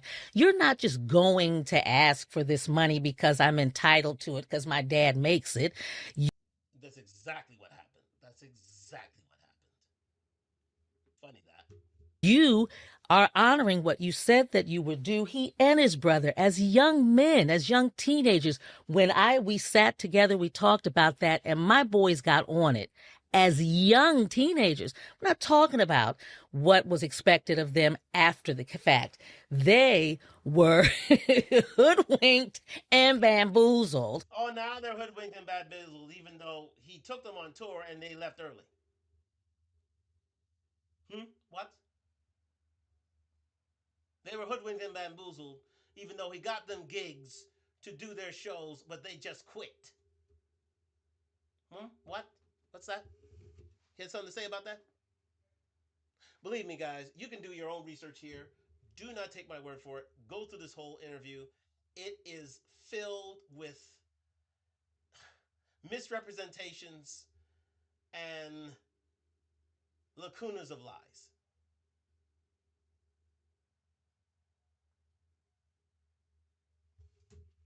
Into thinking that when they reach these ages, and if we do what we are supposed to do, this is what we're going to be able to do. They not at any point wanted to ask for anything from any. That is a lie. That is an outright lie. No, okay, we're going to move on here because she's going to continue lying. We're going to move on to see if we can get. I want to get to the Miss McKnight issue. Oh my God. Why did she not change her name to Miss McKnight? Let's see if we got it here. Came through the foyer, the couch is this way, TV's here, her back is turned, and I'm looking at this chick in my home with her two kids folding clothes. Wow. And I had to stand there and something in me, and I said, my sons. That was the only thing, was my children. I could make a decision at this point to not ever see them again.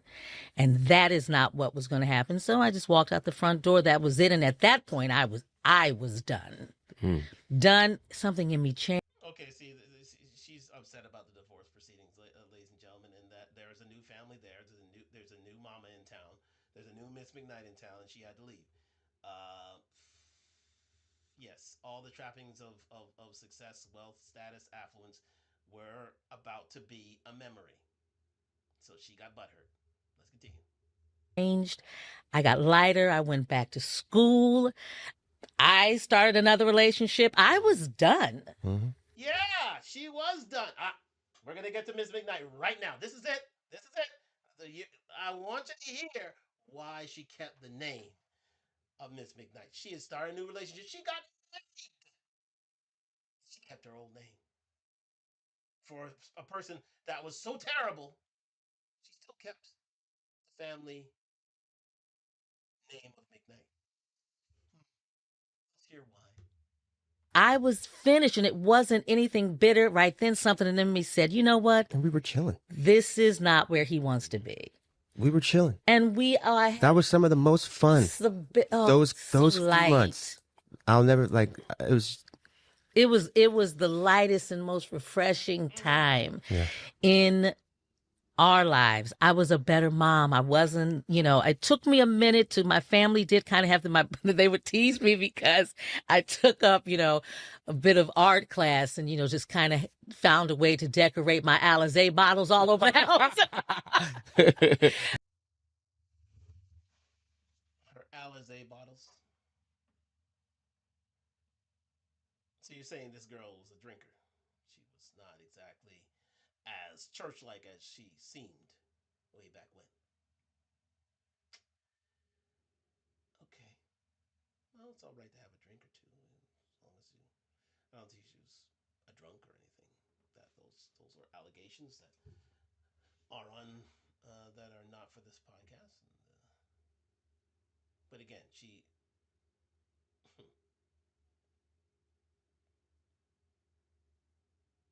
took up some art over her Alizé bottles. Okay. But I was working through some stuff. Right. I'm drinking and painting. Candles, and they would drip. Yeah, she was drinking. Yeah, she was drinking. She was getting a bit drunk, knowing that the gravy train has ended. But remember, Ryan said she wasn't done. She was going to go back and back and back until she found good and well that she got all the money necessary. And believe me, divorce decree be damned. She didn't care. Little paper maches. But I worked through it. I became a healthier mom. We went from a huge space to our 2-bedroom, 2.5-bath townhome. They had friends. We had friends. We had family. It was just a light. And again. And believe me, that was done. That townhouse. I don't know if it was a real townhouse, but maybe it was. Maybe it wasn't.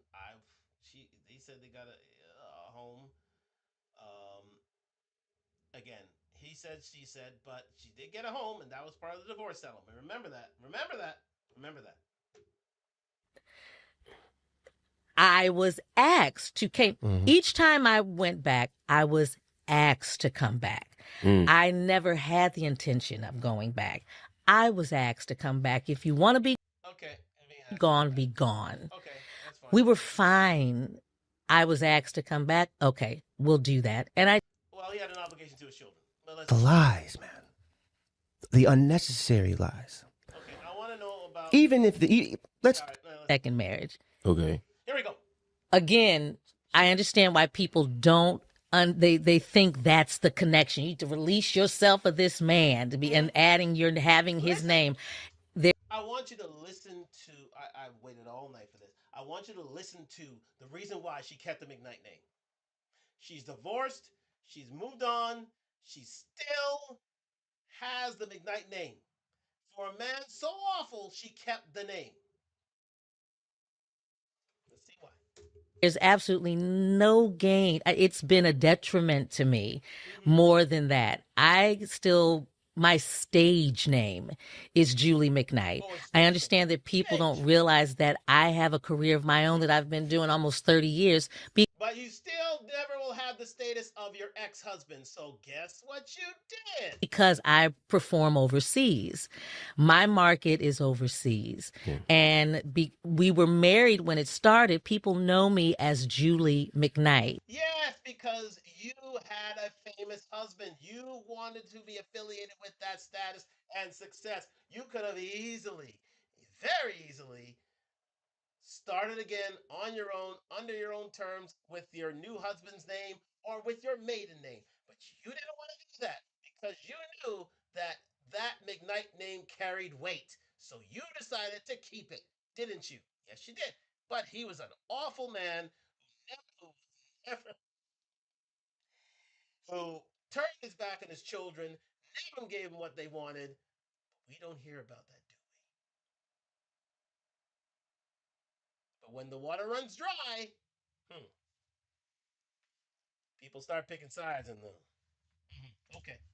For my I don't call them fans. For my folks that Fans. follow me, Her for fans. them to suddenly need to find Julie Johnson, Oh, Julie it Johnson. doesn't make any sense. Yeah, because you'll never get the same sort of notoriety that you would from Julie McKnight. So this status isn't yours. It's just a derivative of your ex-husband's. You want to live in his shadow because you know you gain status and respectability from his name. You derive it from him. Even though you were married previously, you still kept the McKnight name. It's the same story with the Murphy family and Eddie. Every ex-wife of Eddie still keeps the Murphy name. Why? Because it carries with it status and presence and good standing worldwide. And you wanted to be within that son, even though he was an awful man. In no way, and I'll make it very clear, I having that name has absolutely nothing to do with the fact that in any way it's a benefit to me.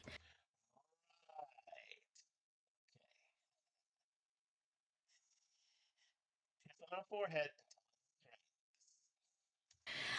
I went for years with no one even knowing that's who I was married to.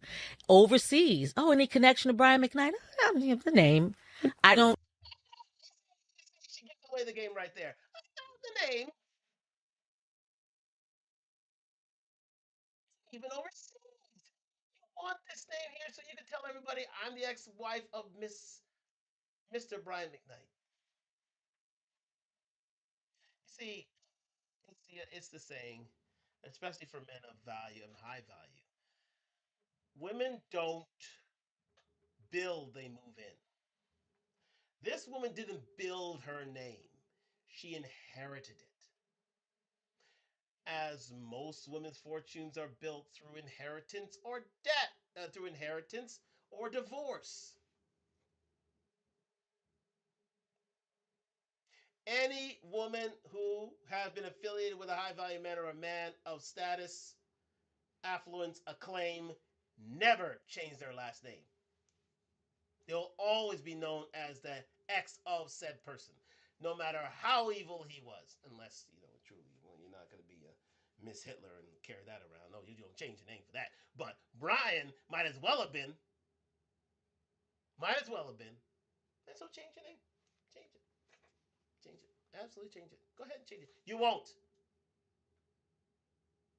You will not. Why?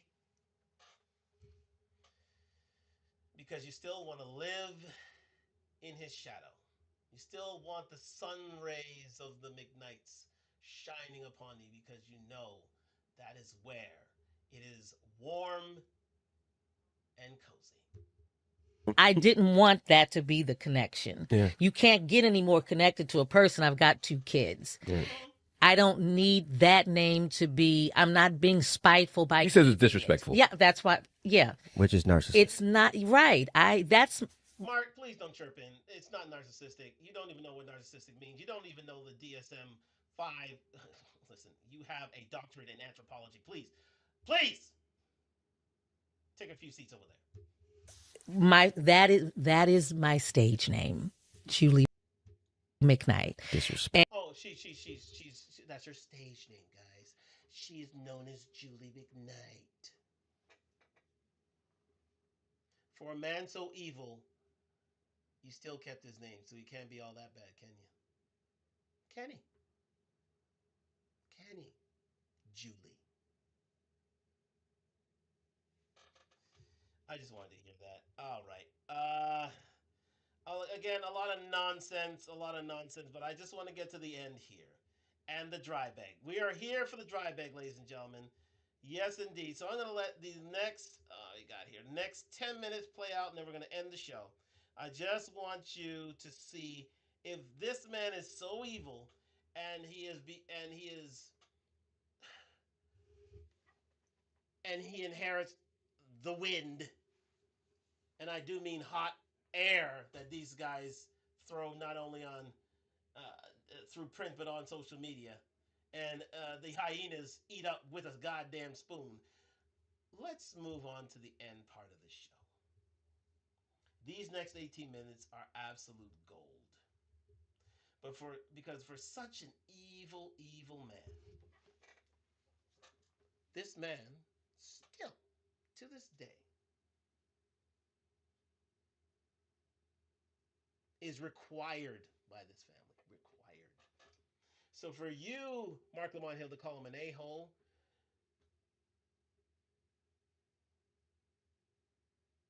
please refrain from any further comments, because quite simply it holds no weight, water, or anything of any real necessary discourse. Please have 1,000 seats over there and watch as we see the ultimate dry bag of 2025. Could have been a lie.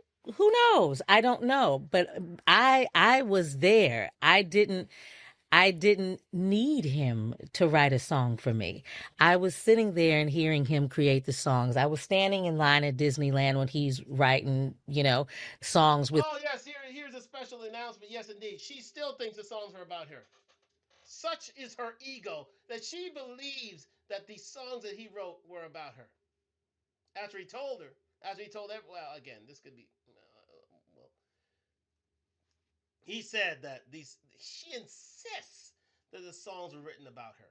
For a woman who doesn't care about this man, she sure cares a lot about them songs. I tell you what, well, it built her fortune, to be fair and frank, because if it wasn't for those songs and that publishing deal, yeah, she'd be there alone with her creativeness. His partner, Brandon Barnes, who I think needs a lot of credit. Shout out to Uncle B. A lot, because he was his writing partner.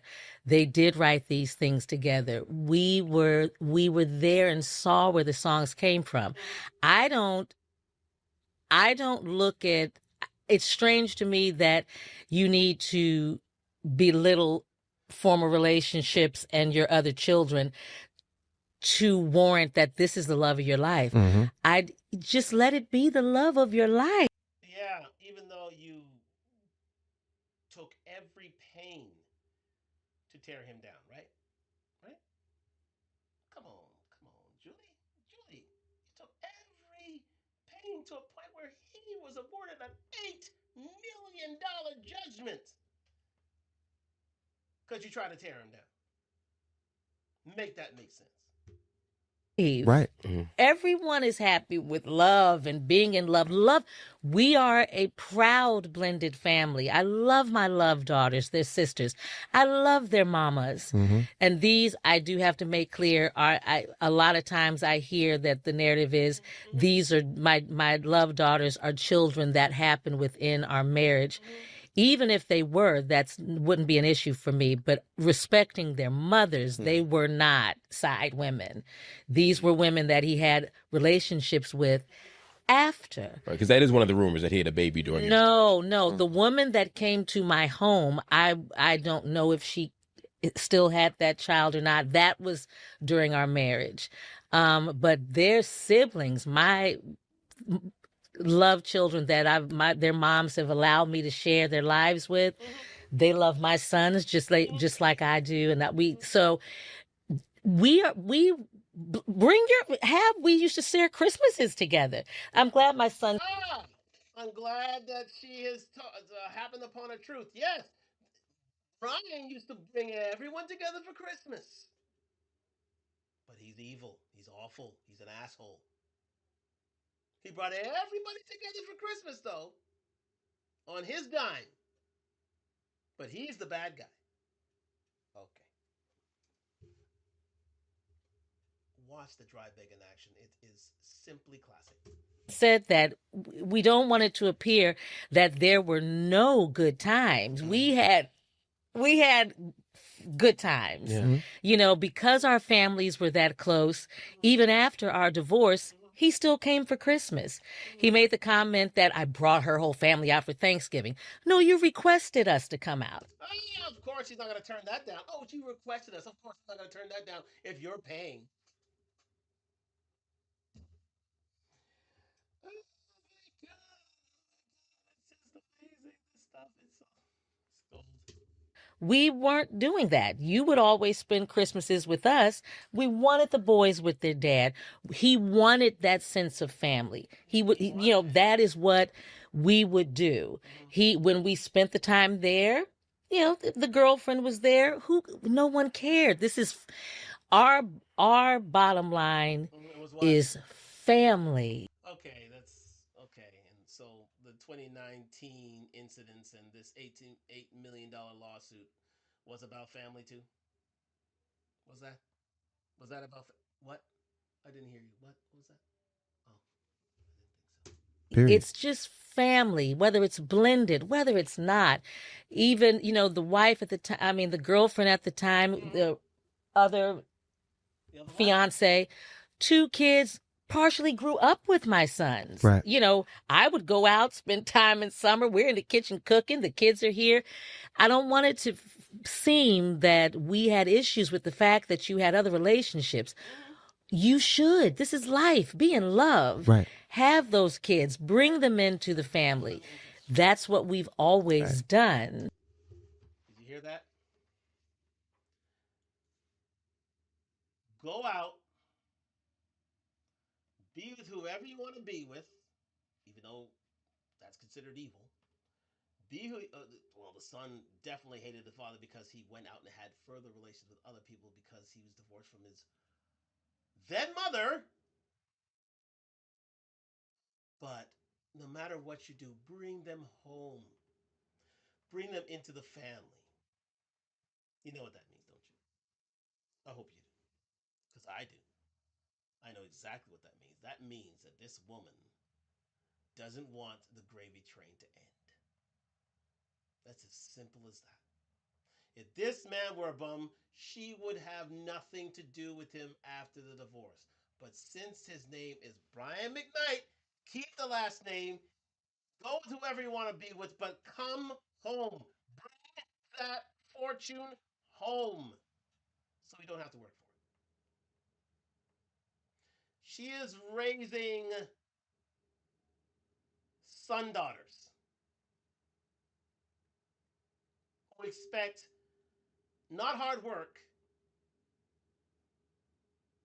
and a satisfaction after a day's pay. No, she raised boys who always would have their hands out, very much like women, son daughters. But getting back to the issue, yeah, this is, again, dry begging. Bring them home. Everybody, be one family. Don't take the money away. Which brings about my issue and where all this starts from. Here we go. Because how dare you treat my siblings as less than? Right. Simple. The less than thing. Well, to be fair, you were your harbinger of your own demise, writing the vitriol that you did. If that's your father, believe me, none of that $8 million lawsuit showed him truly and sincerely that you weren't. Is a point of contention for a lot of people in the public because the world became aware that you, Brian McKnight Jr., now don't share the exact same name as your dad because he changed his name to a different middle name to match my new young brother. Your new young brother that he has with his wife, whose name is Brian McKnight. Right. So he basically made him the junior and kind of, for lack of a better term, unjuniored you. Right. How did? So ridiculous. And I'm sorry, I just know It's just weird. It's like idiocracy. It's like Well, because you were a little too.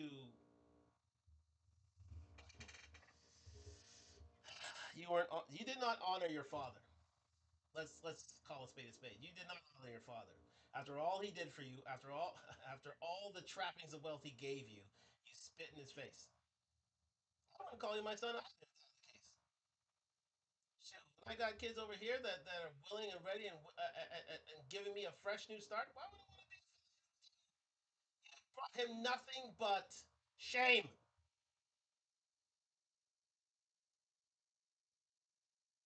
Shame. And yet you still carry his name. That's why he wanted nothing to do with you. He wanted to change his name because you went above and beyond. That's a lot of saying. You went above and beyond to throw your dad under the bus. living in a movie. What? How'd that happen? How'd you find out?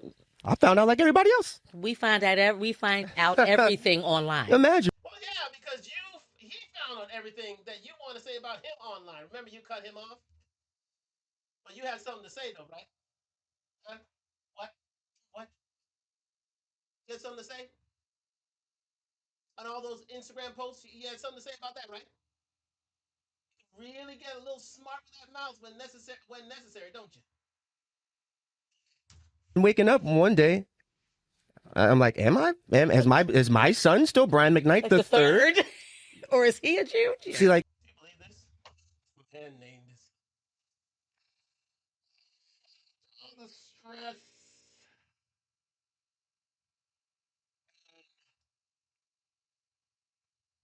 Strife this man brought his father.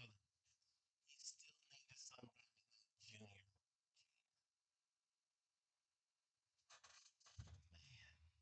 it's again, do these sound like decisions by someone of sound mind?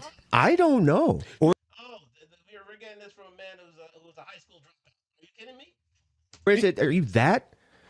Do you resent us that much? And if so, why? What did we do to you, dog? Oh my God! You are the most delusional man on. What do you think? See, you know what?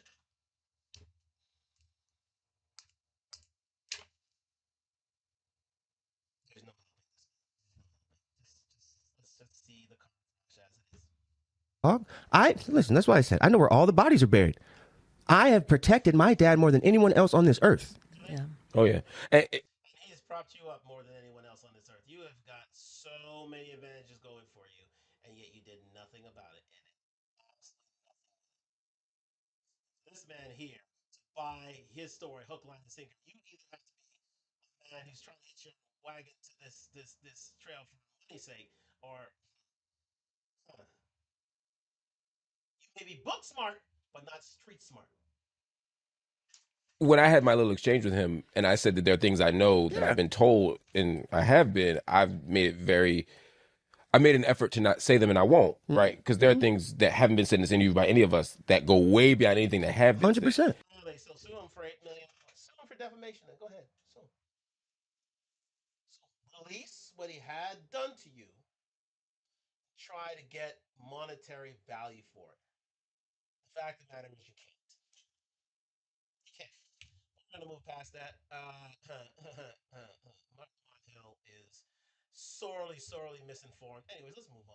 I just want to see let's go to the drive-in. And our personal business. Right. I love what Oprah's talking about right now about estranged parents and children. There's no coincidence that this is the thing because, again, man, society is changing. Of course, you were raised in a democracy, so Oprah is absolutely your queen. Absolutely.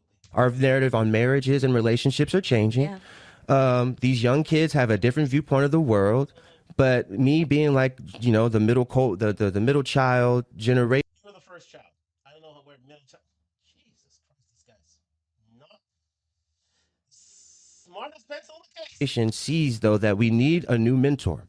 We need someone my age out here talking to these kids and even to our older generation and bridging that gap. Me and my Uncle Vic, one of my favorite singer-songwriters and one of my mentors, my mother's older brother. We talk about all the time. How can we bridge this gap? How can we bridge this gap? And it's doing things like this, man. This is why I'm so appreciative of you. Even the way that you've led this conversation and the way that you've hosted this has allowed us to be vulnerable. It's allowed us to speak on certain things, and it's allowed us to. It's allowed you to lie. It's allowed you to lie and not tell any details of the truth. Brian was detail oriented, chapter and verse. You skirt around it. Tell white lies, dark lies, all lies. He never really went into detail on things, did you? And you can all see it here on top. See it for yourself. Go to Mark Lamont Hill's page and see and compare and contrast. Now, this is the part. That's the hard part. I want you to compare and contrast Mark Lamont's interview with Brian McKnight's interview with Anton Daniels and see where it gets you. And see what conclusions you can draw out of that. And I'll tell you what, you won't do it because you don't like research, don't you? Just give our perspectives. It's not about change. It's not about controlling the narrative. It's not even about changing the narrative either, but it's about getting to the place to where It's the dry bag. Here it goes. the conversation is open and honest and is met with a willingness to grow. Iron sharpens iron. The only way we can move forward, even as a culture, is to begin to have these tough conversations. Very, very tough conversations, man, about blended families, especially. As obviously we know, Blended families. You don't want to be eliminated from the family. Oh no. it's a thing in our culture, and I think now even men my dad's age are starting to come to terms with that as well. How much time they wasted in their 20s and 30s chasing these hoes. Really? And what did you do? Right. You chased those hoes too, didn't you? To the point where you couldn't take care of your kids. Here are contradictions in terms made seriously. With every word you utter, you can be so shut down. Just nasty work. Instead of reaching their full potential. Getting back to my dad, where's the music, dog? Where's the Brian McKnight that we love and the reason why everyone believes what you say? Here we go, ladies and gentlemen. Okay, this is it. This is the dry bag. It's dry bag time. It is 129.55. It's gonna go to the end. This is where he's begging for dólares, dinero, filthy lucre. That bag. This is that bag. This is the plea for the bag. Please come back and help me get that bag, Dad. Hold on. Even though he's given him chance after chance to build his career, but he shat on him, walked away, asked his baby mamas to go to him for money because he couldn't raise it himself. He didn't have any work ethic. But hey, let's forget all that. Forget all that. The gynocracy, forget all that. The hyenas, forget all that. This is what you came for. This is what we need from Brian McKnight today. We need him to do this. Where is what you do? Where did he go? You're so loving and in love, and Maybe you it's love like your Mary J. wife. Blige. Maybe he's too happy to make music. No, as a songwriter who's never had writer's block for 20 years, and I'm still operating on a high level. Nobody knows your name. The only reason why you have your name is because of your dad. What the hell are you talking about? Something's not there.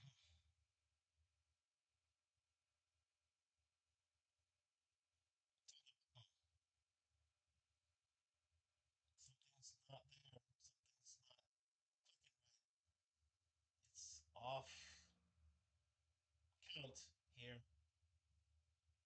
2 and 2 makes 5 over here. Just saying.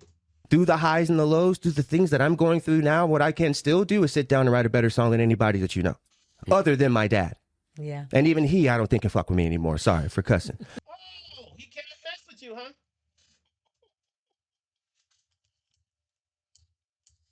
The minute you have Brian McKnight's resume, you let me know. Because I'll tell you one thing. You won't get a hint of it. You don't have the work ethic. You don't have the time. You don't have the energy. You don't have the temerity. You don't have the smarts for it. But yet you're you got a deal at 20. Do you have a record deal? 27. But it's because I've never stopped and I've never used people to be my muses. Right. I think what my dad has run into is meeting Use people for his music. He said he had no muse.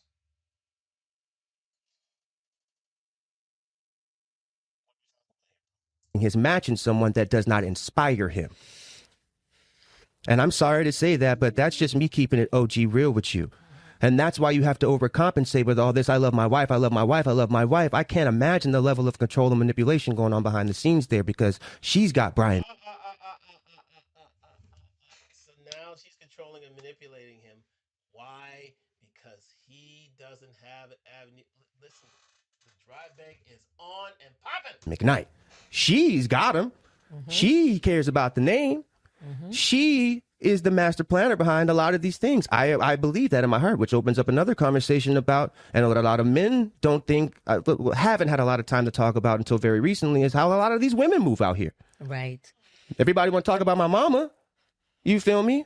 With all these untruths and things and completely. Yeah, including that $8 million lawsuit of which he received a judgment. Yeah, but they're filled with untruths, right? Okay. Making her past and her hardships irrelevant for whatever reason. It's like, no, okay, well, it's time to shine. Well, it wasn't really any hardships, really, because from the time that she was involved with him as a young adult in college, she has not had too lean a time with all the divorce settlements that she was able to obtain. $25,000, $15,000 a month. You choose to forget that? What's that? I don't hear you well, Brian. A light on a lot of these hoes out here that are ruining niggas' lives, that are stealing the lifeblood from niggas. You know what I mean? Oh. Very prophetic. Steal the lifeblood from Negroes such as him. Stealing the lifeblood from Negroes. It's a lot of foreshadowing here, people. You can see that he's upset that he doesn't get those checks anymore. So what's he gonna do? Let's hear it. That are sucking the soul out of our great artists. I believe this is a big reason why we don't get a lot of music from a lot of the people that we love so much that have disappeared into the thin air. Where did you niggas go? Y'all can't write no more music where the 90s and the 2000s, all y'all had? Why can't you write that music? Why can't you do it? Why can't you keep this music for us? For us. Well, his brother's not here.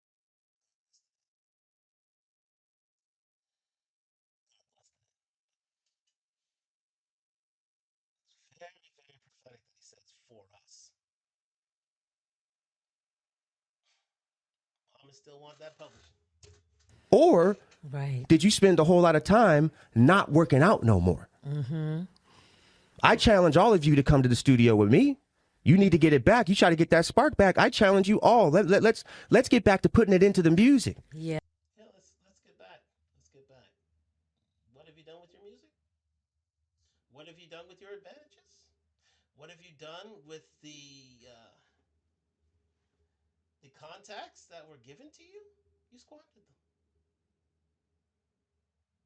But yet you still think that you're entitled to these things. This is the embodiment of entitlement right here. The embodiment. He just doesn't realize it. Yeah, but, he doesn't have the good sense God gave him. Let's go. Yeah. All we hear all the time now, niggas don't beg no more. Niggas don't make music for love no more. Where did that go? It ain't that we're not loving people. It's not that we're not in relationship. And notice, mother's the cheerleader, right? She can't wash her hands of him. Oh, it's his mother, so it's a damn near impossibility. But if seen by his track record, it should have been done a long time ago. But I do think a little bit of that essence has gotten lost somewhere. And in the case of my dad, if you are so in love with your life and your lady, Wait, let's hear it. where's the proof other than Instagram? Yeah. Why are you trying to prove it to us so badly in that way? Get behind that piano, dog, and write something meaningful that we would actually care about. Yeah. Mm-hmm. Remember what he said about care about.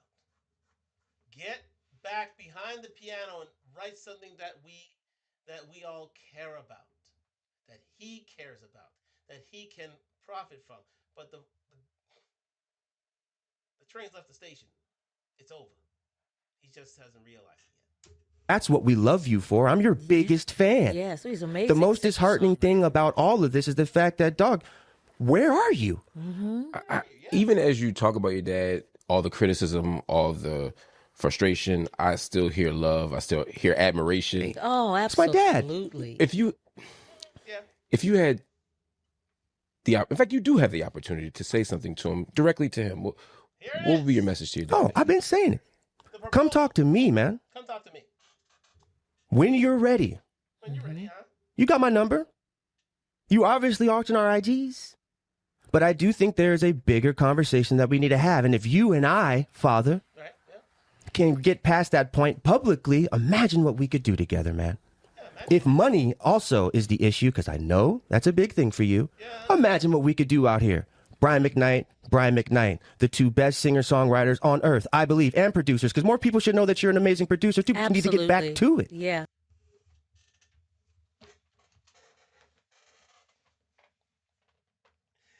Ladies and gentlemen, this is the reason why Brian has relieved himself of this burden. Because this man will never stop begging for money. Never. He is a son daughter. He'll never stop begging. That is the ultimate in dry beg. He literally said, "You care about your money, so come on, let's write something together," wink, wink,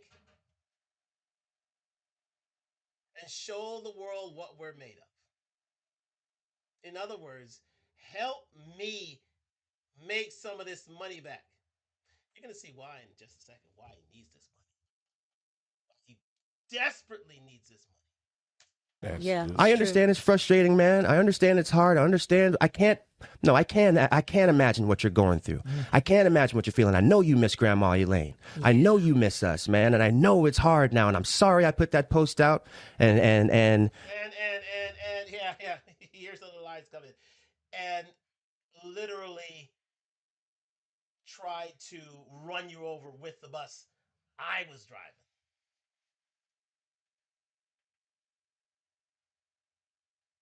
And literally squandered hundreds of thousands of dollars, years of time and energy, years of contacts and advantages given to you, all to fall by the wayside because you thought your dad was a trick.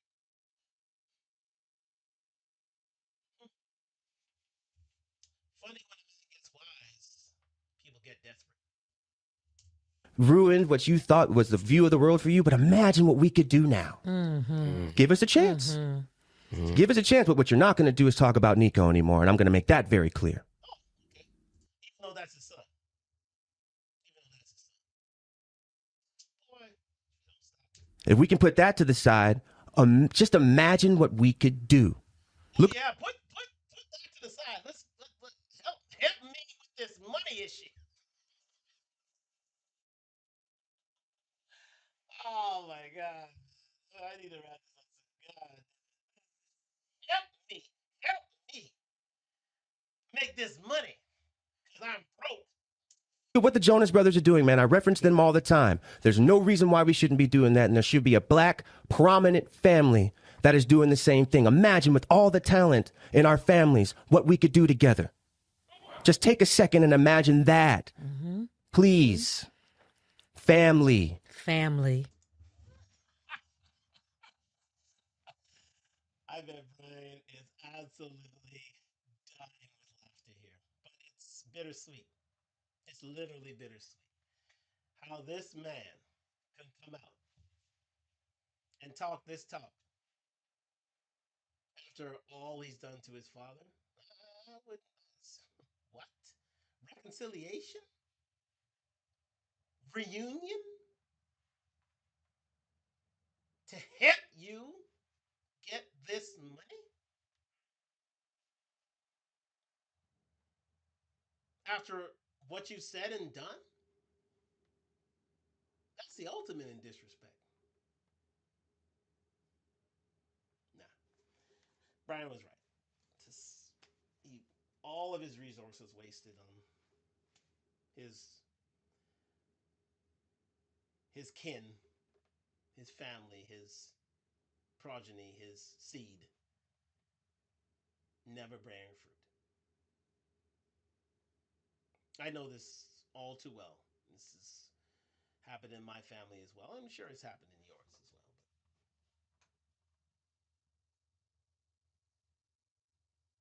well. The names will go nameless, but they know who they are.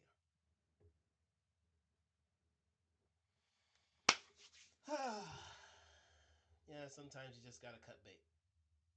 Just cut bait. Family. I know that you haven't forgotten that. Family. Family. Man. Family. Julie, if you had a message, what would it be?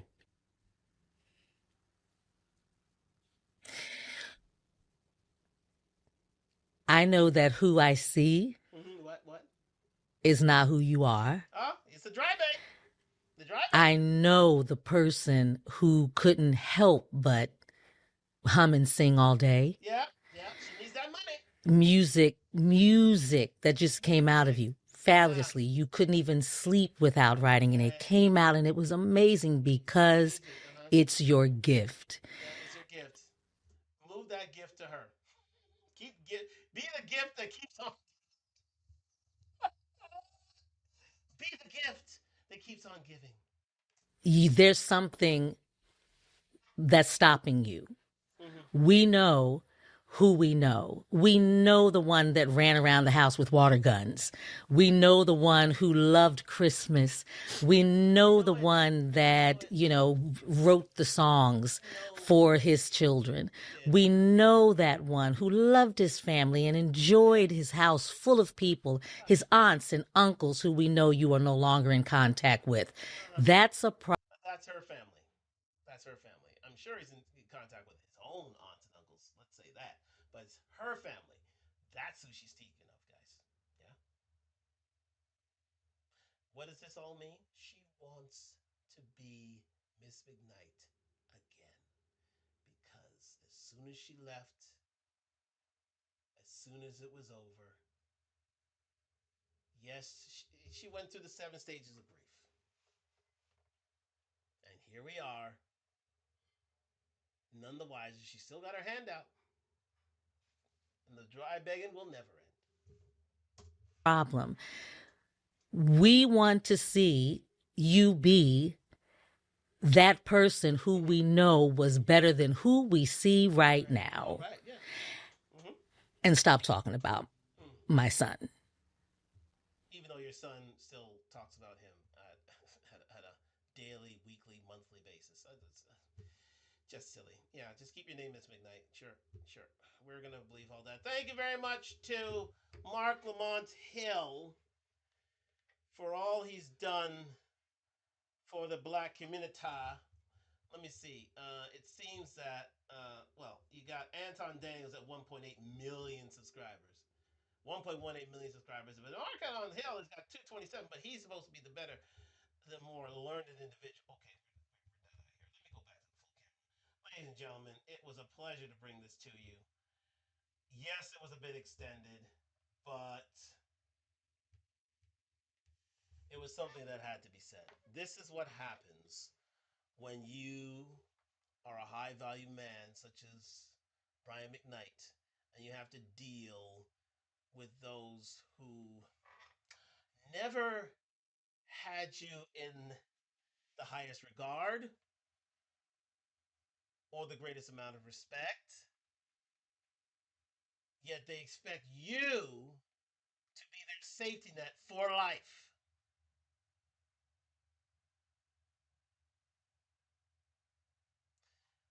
That's the burden of a high value man.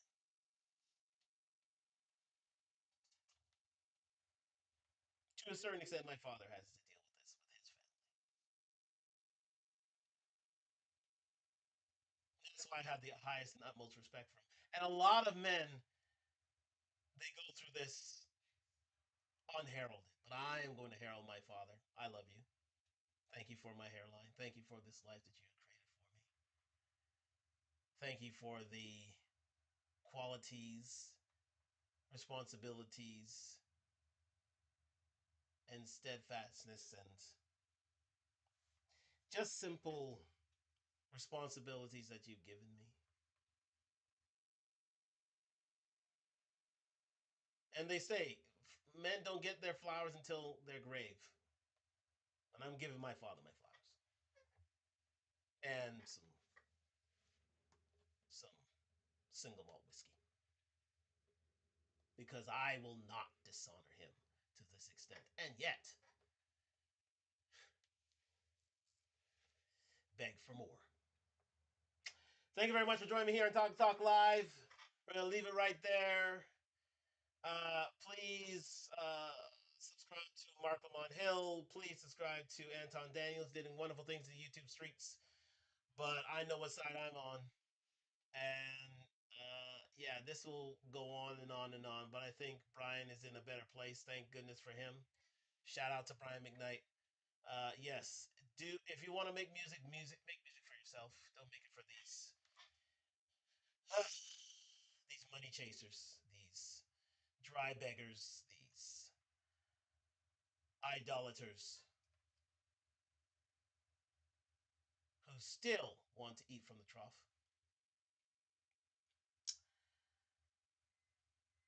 For they have now found their end, and they don't like their lot. Thank you very much for joining me on Talk Live. Tomorrow night, we are talking about prostitution and dating. How the two are now intertwined as one. Average Man Unplugged has put out some great videos on the subject, and we're going to discuss them here on Talk Live. And how the two concepts are now intertwined as one in this modern dating scene. We'll talk about that tonight. Talk Live. Thank you very much for joining me. For all your here in another 3 hours, I'm still here doing it, but I thought this had to be discussed at its end. And thank you for sticking by me. We'll have a Talk Live minute on this, and we'll discuss this further very, very soon. But until then, I bid you good night on Instagram, and I bid you good night from Toronto.